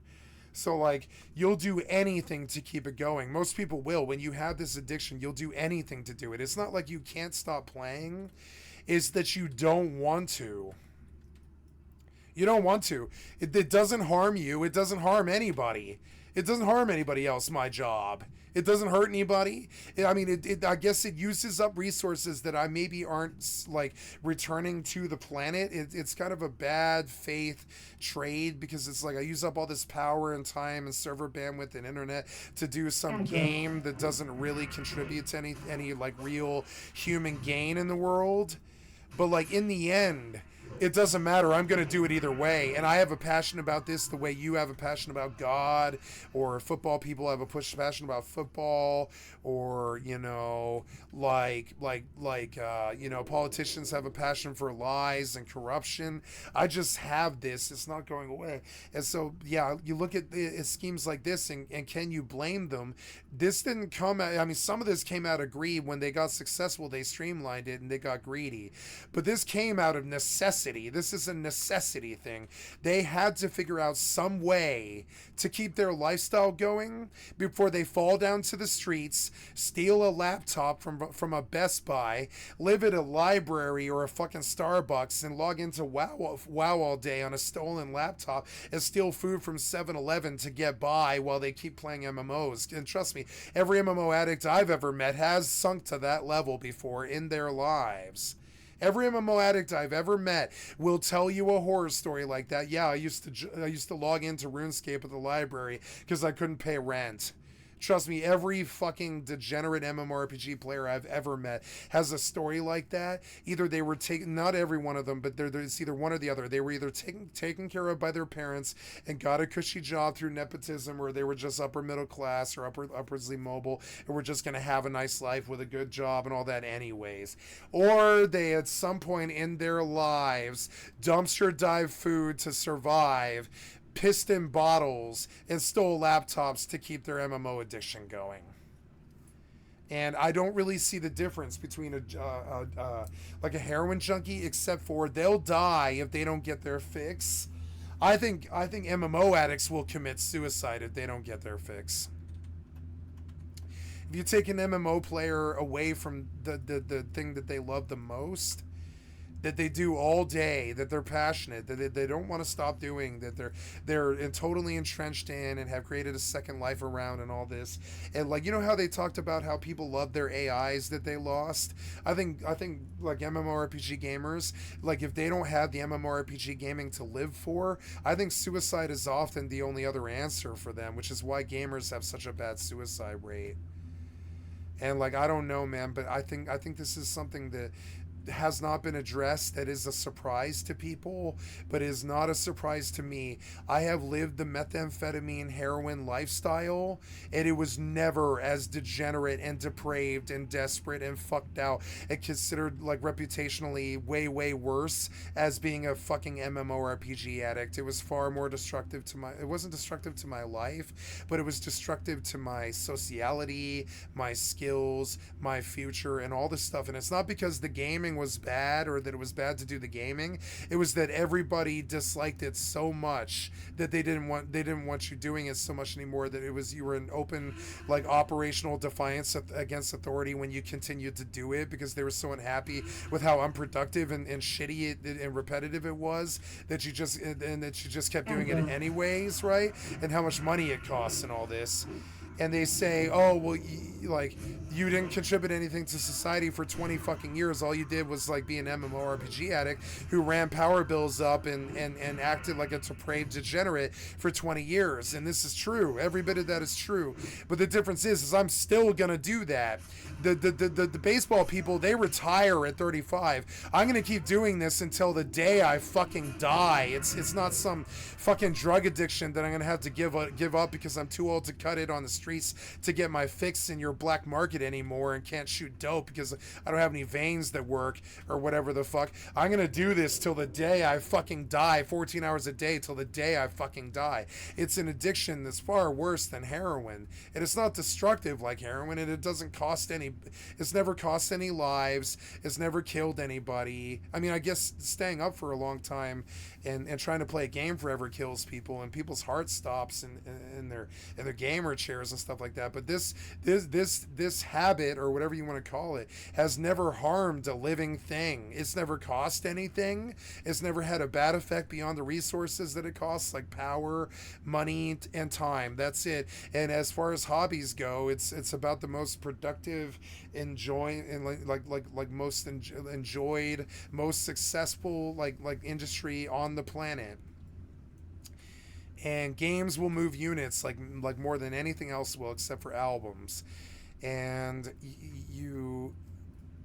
I don't know why this is like this is something that society either doesn't want to know, doesn't care about, doesn't understand, or has no idea even exists, and it has no concept of. But it is the most important driving force in all of humanity right now. Humanity is converting into MMORPG players and living on Fortnite all day, and living on their cell phone games all day, and living on Reddit all day, and living on social media all day, and living second lives all day, like Second Life. And we don't talk about it ever. We don't ever talk about it. We talk about all of the opioid addictions and the drug criminal doctors and the cartels and the FBI and the bullshit and the DP Coopers of the world and all the criminal bankers and the politics and the sex workers and the pedo elite and all this other shitty shit. But we don't talk about MMOs ever. We don't ever talk about there's 3.5 billion MMO slaves on the planet playing their Candy Crush, playing their Hearthstone, playing their WoW, playing their PUBG, playing their whatever the fuck. 3.5 billion full-blown straight-up addicts with no shame, no desire to change, no deaths on record, no harm on record, no negativity whatsoever, really, except for how we treat each other, and maybe the Madden shooting, you know? Maybe the Madden shooting. There's not been too much negative when it comes to video games. There's been a couple of Grand Theft Auto sprees and a Madden shooting, just like the Uvalde, Texases of the world. But like there hasn't been like the heroin opioid crisis, and there never will be, I don't think. I mean, if there is, it'll be VR goggle boy people in 50 years who don't want to log off and deal with their real lives. But there will be a long time before we deal with that. Is like, honestly, we do not talk about the thing that is turning the half of the world into straight up willing digital zombies. And I am very, very happy to do so. The more games that I can stack on my docket and the more disconnected I become, the better. And I have no desire, no shame, or any wish to do anything differently. And this must be spoken of.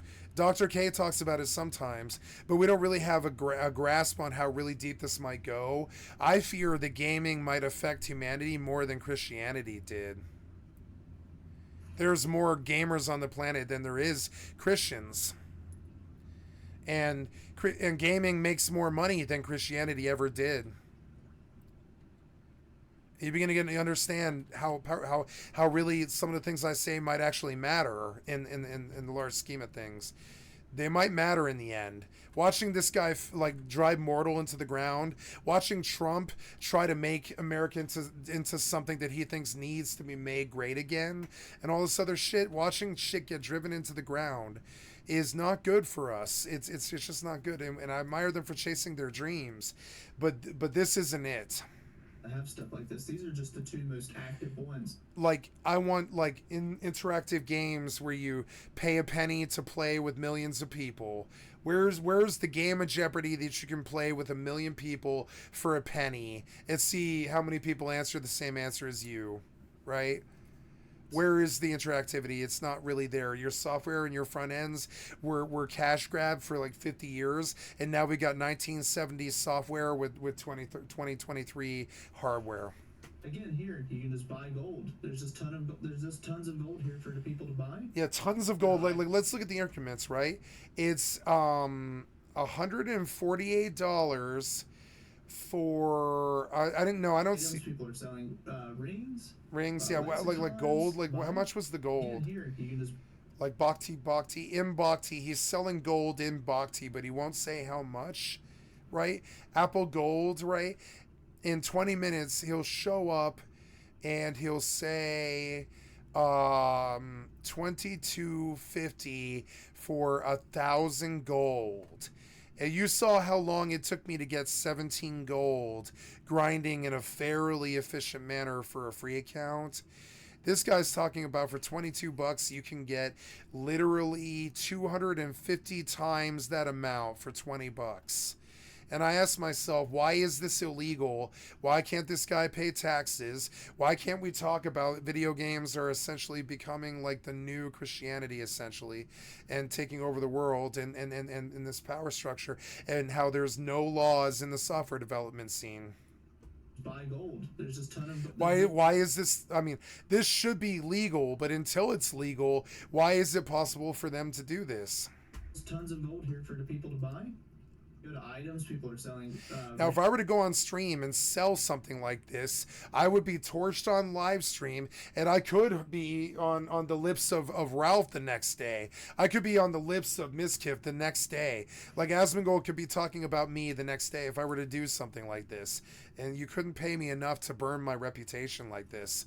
I have a reputation that, despite the haters in the stream who just haven't been around my whole life to see it or whatever, I have a stellar reputation with most people that I value more than anything else. Like, even though I dropped my Rust clan, those boys still really deeply love me with all their hearts. And I would say every other crew I ever ran with do too. And so, yeah, I might have ditched out and said goodbye to you or whatever and never spoke to you again, but it doesn't really matter. I'm still like a beloved member of your community, and I don't want to torch my reputation doing stuff like this until they allow me to do stuff like this legally. Lexicons. Any real player like Asmongold, when he hears that I'm selling something like this, he's going to think there's a douchebag who doesn't deserve the terms of service violation that he's going to get. Just force him to just straight up permaban.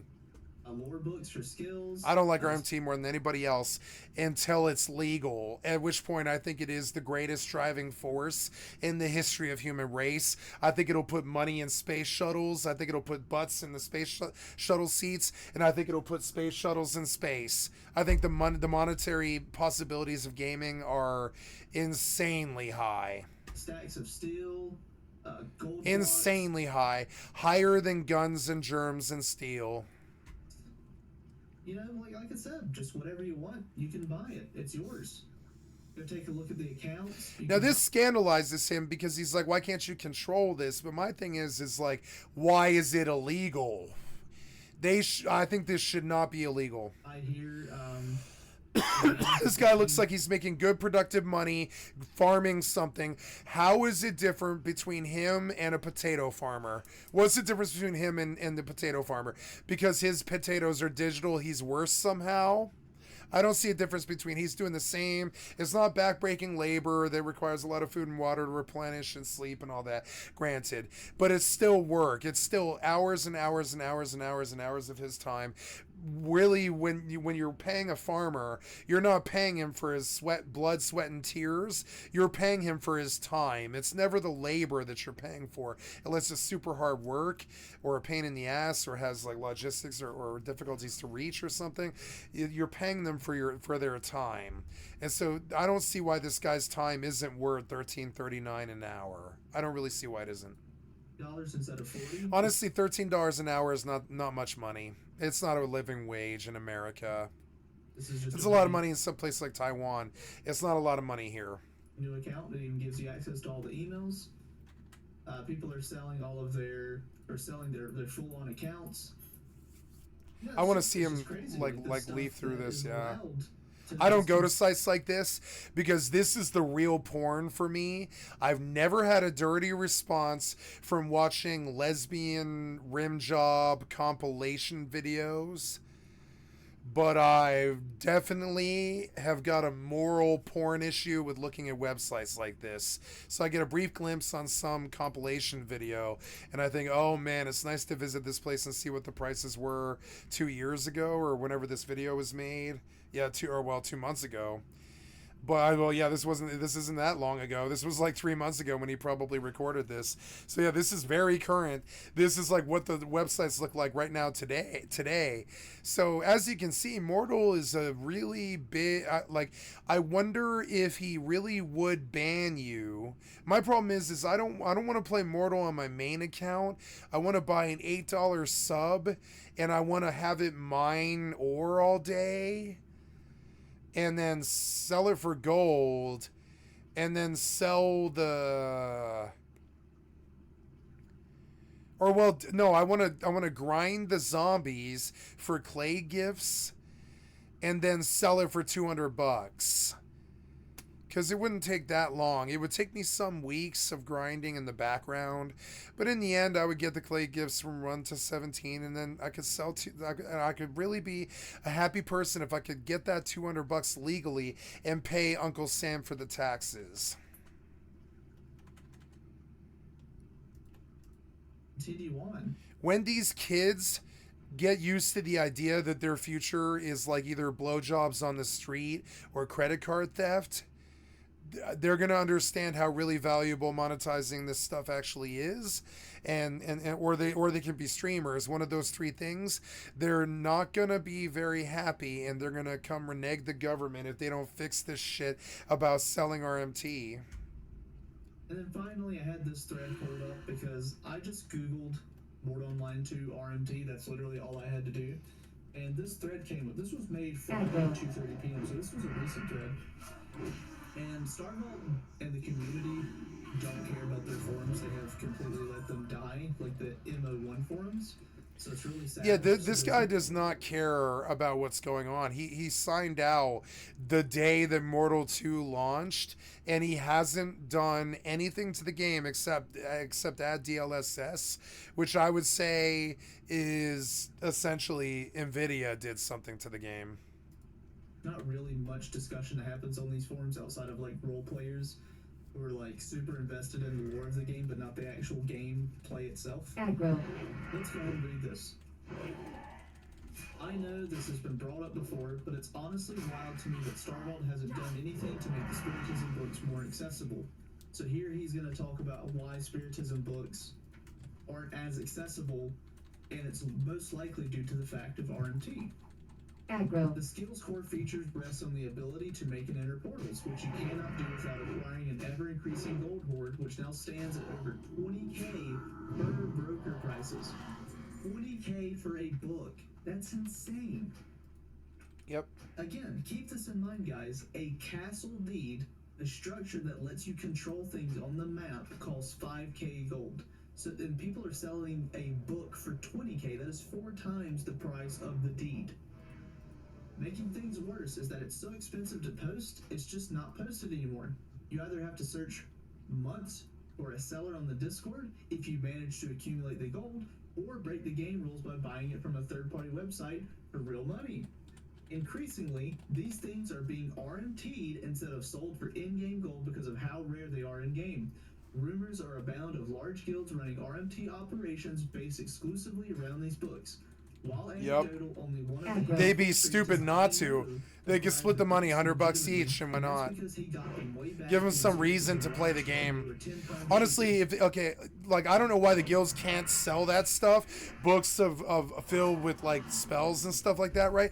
I don't know why the guilds can't sell that stuff for real life money, because at least it gives them a reason to play the game all day. Give them a reason to be that good. Obviously, there's no need. There needs to be rare shit in the game that is out of reach of most players, but those rare items should not be so foundational to a skill as the books are to Spiritism. So this is a really good example of a player talking about how RMT is actively affecting his ability to play the game. If he's a mage who does Spiritism and he can't even get access to the books because one, he can't get the book on his own, so therefore he has to pay someone for it, but the price is just so outlandish because RMT has artificially inflated the price of the books. It's crazy. Yep. And then here we have a player reply. He says, they are that expensive due to the economy being destroyed by RMT. I know he doesn't say that, but that's what destroyed it. You know, he goes on to say, this happened for a lot of reasons. Exploits, freeform online servers, etc. Now it's just not worth doing for the people who can do it without much gold because of how much gold they already have. Although it does seem like the economy has taken a positive turn. One of the books went from 6k to 2k. Level 14. A lot of that gold for the big boys. Starvault can't change the price of Spiritism since it's a player economy without one of 2 options. Either they do what they are doing, making it so the economy is healthier, or they make it easier to get which they have not, which they have as well. Sorry about that. This isn't one of the main game's issues, though, to be honest. There's pre-patch trinkets worth ridiculous amounts because they are so rare and some are not able to be gotten anymore. Some of these trinkets give a massive advantage, like 22% extra damage, and they don't die on death. So obviously this player isn't fully agreeing that RMT is an issue, but in my opinion, RMT is a huge issue. This player makes a very solid point that it's ridiculous that the only way you can acquire a book is by paying absurd amounts of gold. Ridiculous. You can't realistically farm up by normal means. Yep. Unless you were either cheating or you were RMTing. I mean, seriously. That's just how it works. But that's all I'm covering today, guys. This is part 3 of my series, and I'll have part 4 out at some point soon. Hells yeah. Thank you for watching. It was good. Hey guys, welcome back to the channel. Today we're continuing the series about why Mortal Online 2 is bad, and this time we're covering servers. So let's just hop right into it. So why are the servers bad in Mortal Online 2? Point number 1. In Mortal Online 1, they only had a single server, and the game... You know what would be fun is leveling buying a WoW account and leveling classic hardcore characters to 60 and then selling them. That would be so fun to me. So fun. You know, but again, it's against the law. It's not against the law, but it's against the terms of service, and I'm not willing to do that.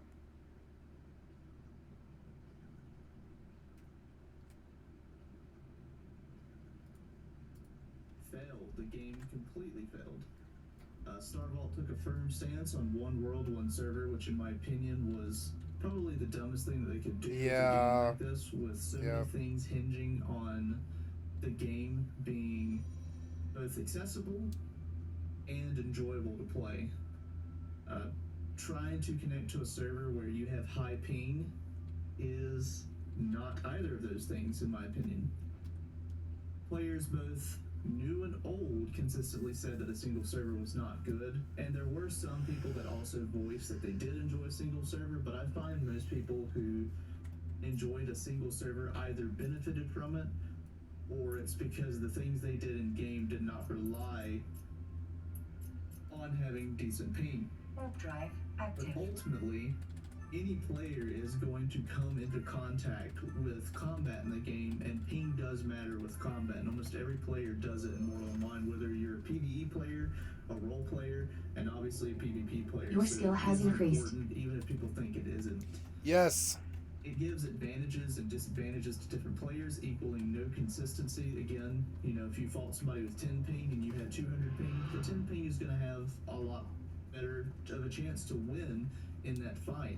This goes for anything else as well. They're going to have more smooth, consistent gameplay when they fight mobs, when they're going from point A to point B. Just anything that they do, their gameplay is just going to be more consistent and smooth, whereas somebody with higher ping, it's not going to feel as fluid.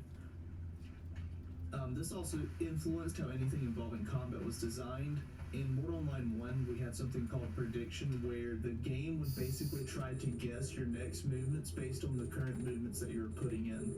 So let's say that you were moving left, but then on your client you immediately went right. On another player's screen, you'll still be going left much later, and then finally go right. And players used prediction in order to trick players into thinking they were going one direction, but then went another, or to do one swing and then to change it to another swing.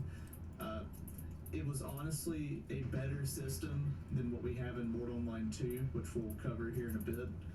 But both systems are bad. It was just the lesser of two evils, at least in my eyes.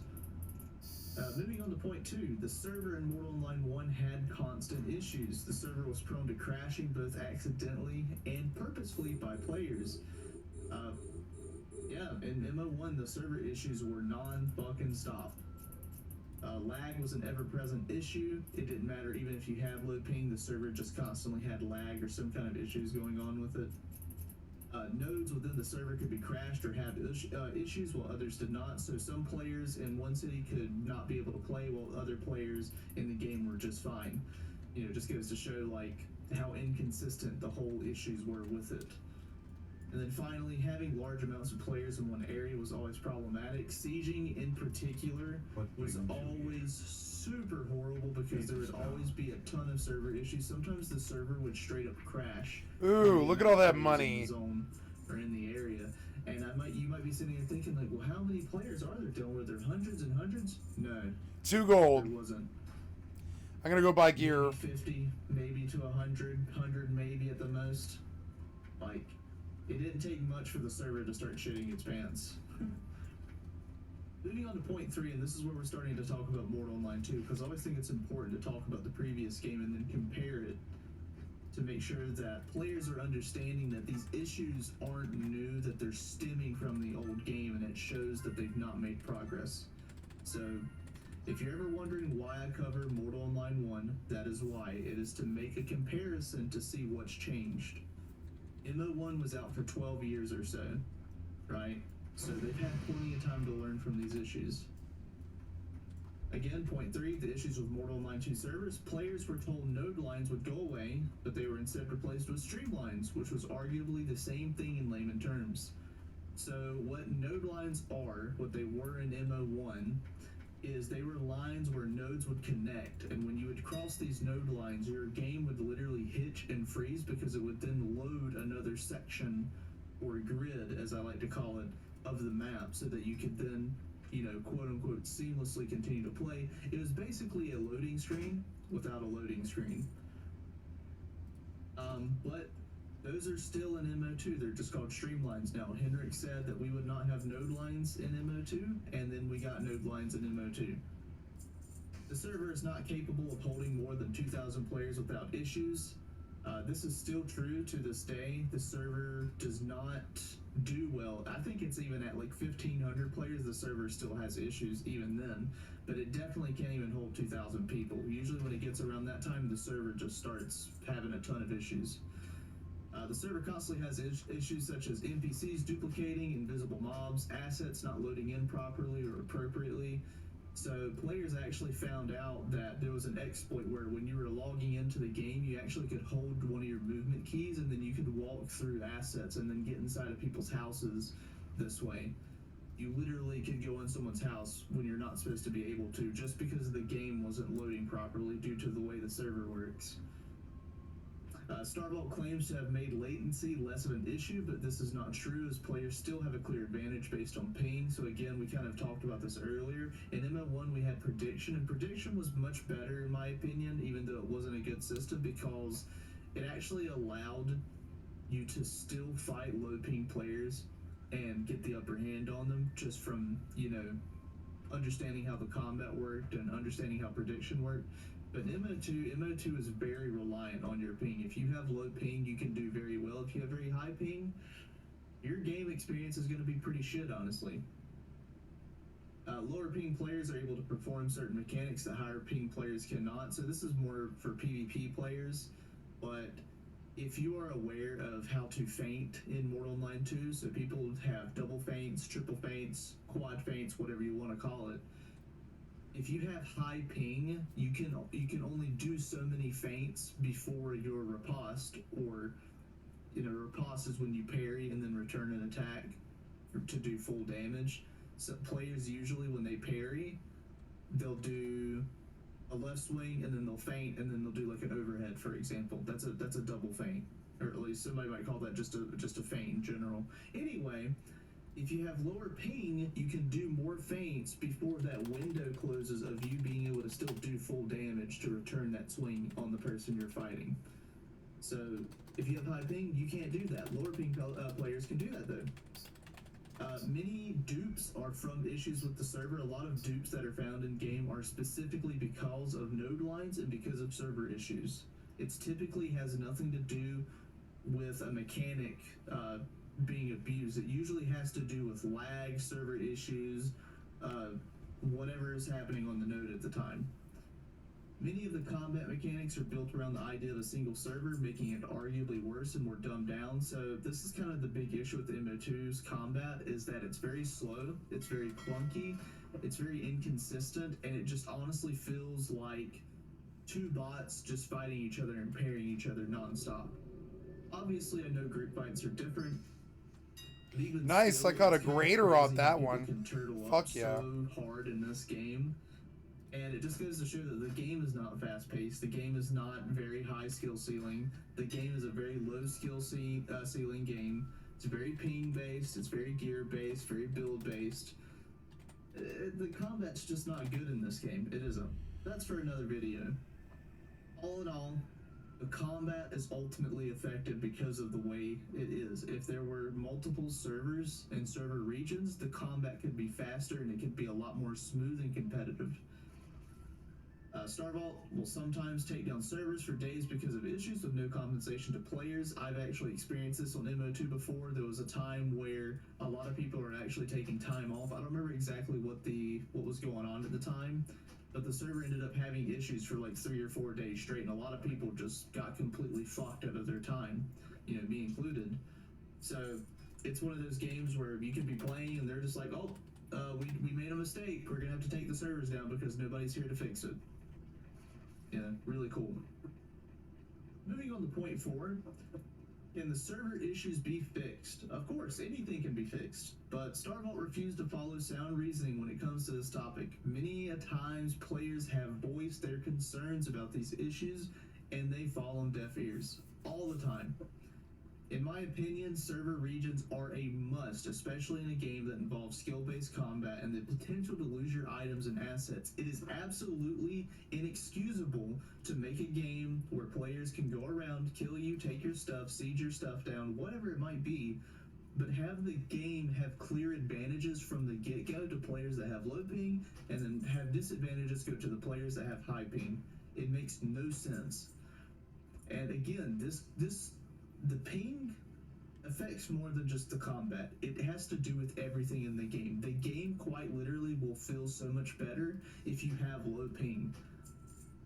Anyone can attest to this.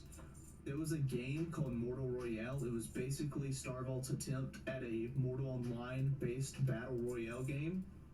And many players got to play that game with low ping on North American servers, and it felt like a world of difference. The game felt completely different. Everything just felt like it worked. But sadly, in MMO2, again, single server, so we have these issues still. Going on to the next point, even if servers were only able to hold 2,000 people total, let's say like the cap was 2,000, and then after 2,000 it just couldn't do it, so they cap it at 2,000. Server regions would have still been active had the game not botched its own release and not have server regions from the beginning. Because honestly, think about it. We would have had less login queue issues, and we will touch up on this later with some reviews on Steam of people specifically talking about this. Because honestly, if we had an American server region, an EU server region, and then like an Oceanic server region, I think the game would have been fine. I think the game would have launched. There would have been some obvious issues with login queues and whatnot because a lot of people want to play, but people would have been filtered into those server regions much better. People would have actually been able to enjoy the game, and it would have been consistently smooth and enjoyable instead of people having to deal with high ping.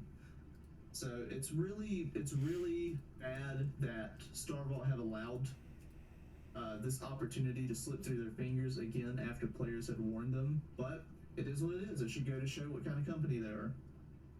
And then finally, node lines have always been a very Mortal-specific issue and are a cause of a lot of problems, including exploits. I talked about this with duping.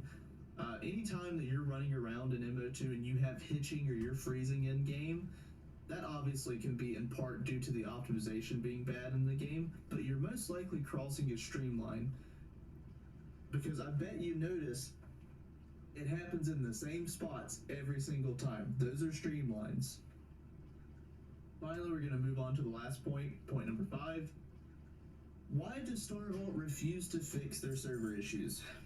So I've got some takes of my own in here, so not all of this is just pure factual evidence, but I'm pretty sure people would agree with my points here. StarVault, again, abide by the idea that they wish to have one world and one server, which has resulted in a great reduction in the quality of their game. And arguably, I don't think anyone can sit here and say that this isn't true, because if you've ever watched somebody with low ping play the game, and then you play the game and you have high ping, it looks completely different. Everything from moving to fighting to just anything that you're doing, ping is heavily affecting what you're doing, right? Because you're taking longer to send what you're doing to a server, and then it's trying to send a response back to you, right? I mean, that's the basics of it. So your gameplay is going to be worse off the higher your ping is. So having one server is really awful because it really is to the disadvantage and to the other players that don't have the low ping.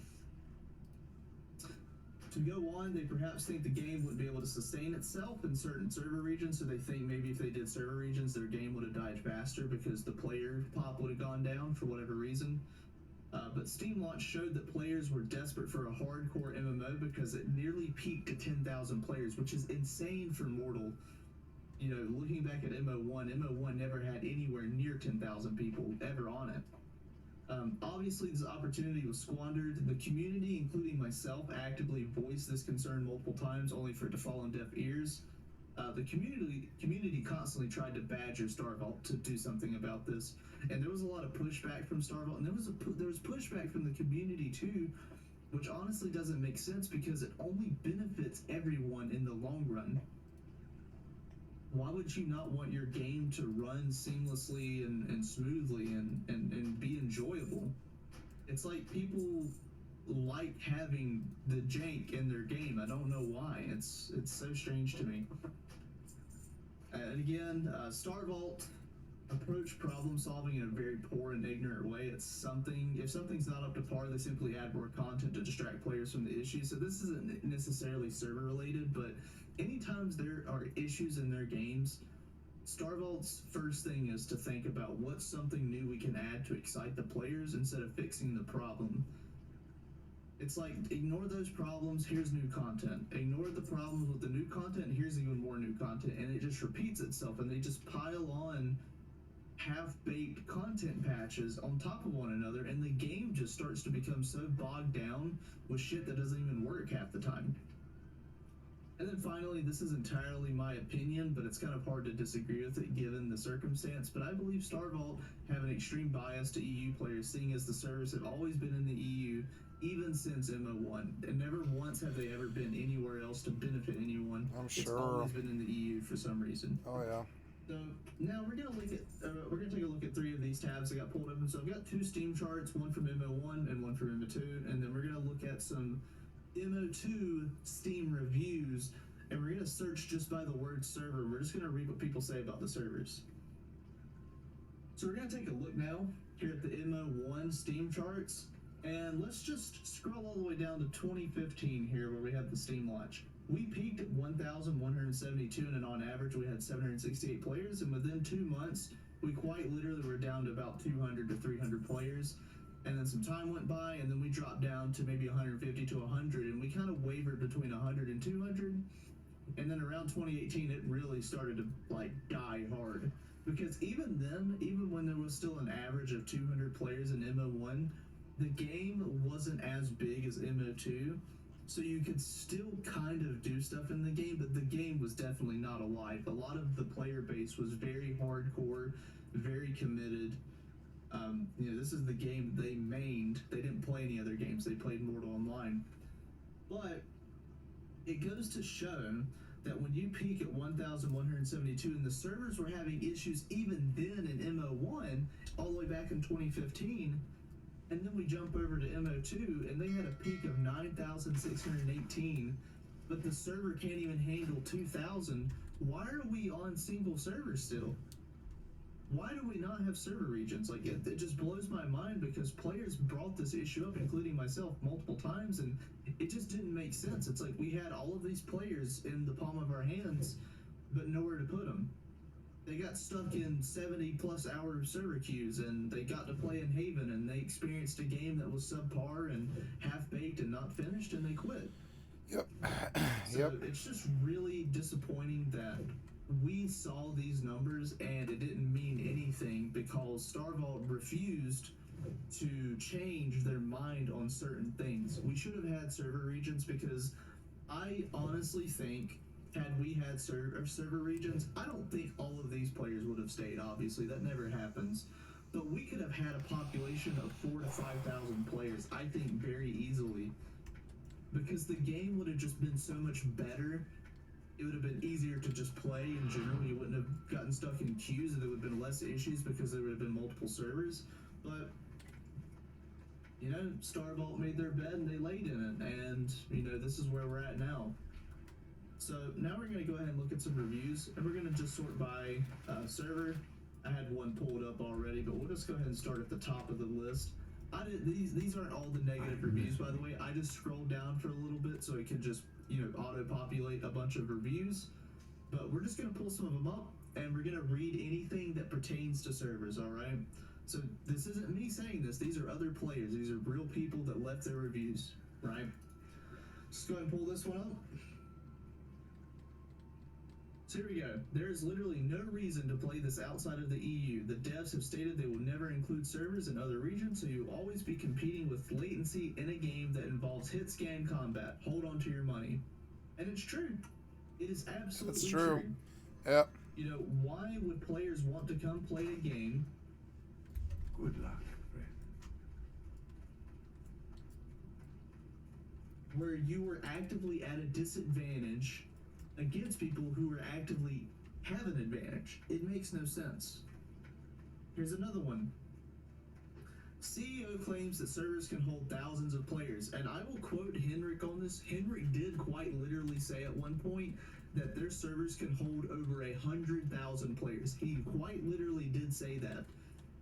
I maybe in the future might go find that clip if it exists out there. If somebody has it, please send it to me. I will 100% use it, but it might be already long gone. But this man, the guy who owns Star Vault, claimed that his servers can hold 100,000, and the servers can't even hold 2,000. Can't even hold 2,000 people. And then Henrik started to do started backpedaling, and he said, "Oh, well, I meant the Haven servers. We can hold up to 100,000 Haven servers because we can just spin up new instances of Haven The servers." asteroid is depleted. And it's just like, man, like, why do you have to say stuff in such a way that tricks people? And again, you know, this is why I don't trust Star Vault, because they have people like Henrik who say things, who purposefully mislead people in order to get you to buy the game and play it, making you think something is real when it's not. Sorry, a little tangent. Let's continue reading. CEO claims the servers can hold thousands of players. They can. On release, queues were hours and hours long. And this is honestly, like, very minimizing the actual issue. Some of these server queues at the beginning were 70 plus hours. There were people waiting in queue for 3+ days to play the game and try it. Even several months past the release, there were still queues for a single server with 1,500 people. This is true. Henrik claims the server issues are fixed, but that's only because so many people left. This is also true. And just to go ahead and look at this as well, so this player actually talks about ping. Ping normalization is trash. It is. It's horrible. Players will rubber band, phase in and out, and fighting is difficult when you can't even see the players swinging at you. Completely true. Let's go ahead and find another review. Ishnuala. Oh, here we go. So here's one that I think actually has some honesty here, as well as some actual good feedback, as in it's positive and not entirely negative. Let's go ahead and read it. Some really good concepts here, has potential to be a great game. It's a shame that the head of the company is too stubborn to listen to the community. There is a single server for the entire world, so that pretty much means you're gonna have pretty bad lag, which is game breaking in a full loop PvP game. There is zero PvE content. Game gets boring super quick. Again, like, these are real people that have left these reviews. It's not just me just feeding you what I think. Like, you know, people came to this game because they thought it would be really good, and it does have good concepts.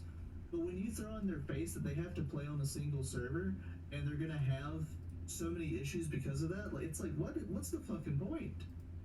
Here we go. We've got another review here. This game is something else. Sometimes that is good, and sometimes not so much. Mortal is a full loop PvP MMO, similar qualities and mechanics to that of Rust, Ultima, Mordhau, Chivalry, and others. One server Rust. has the entire What population of else? the game, which once again has its pros and cons. Wait. Rust. Oh,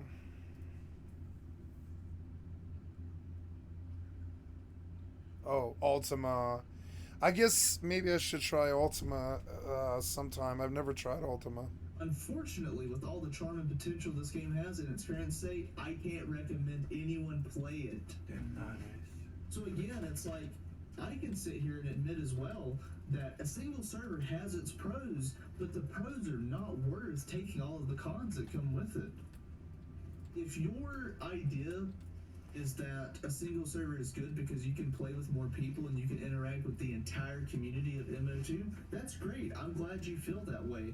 But at the end of the day, it's like, do you want a game that plays really well, or do you want a game that plays subpar?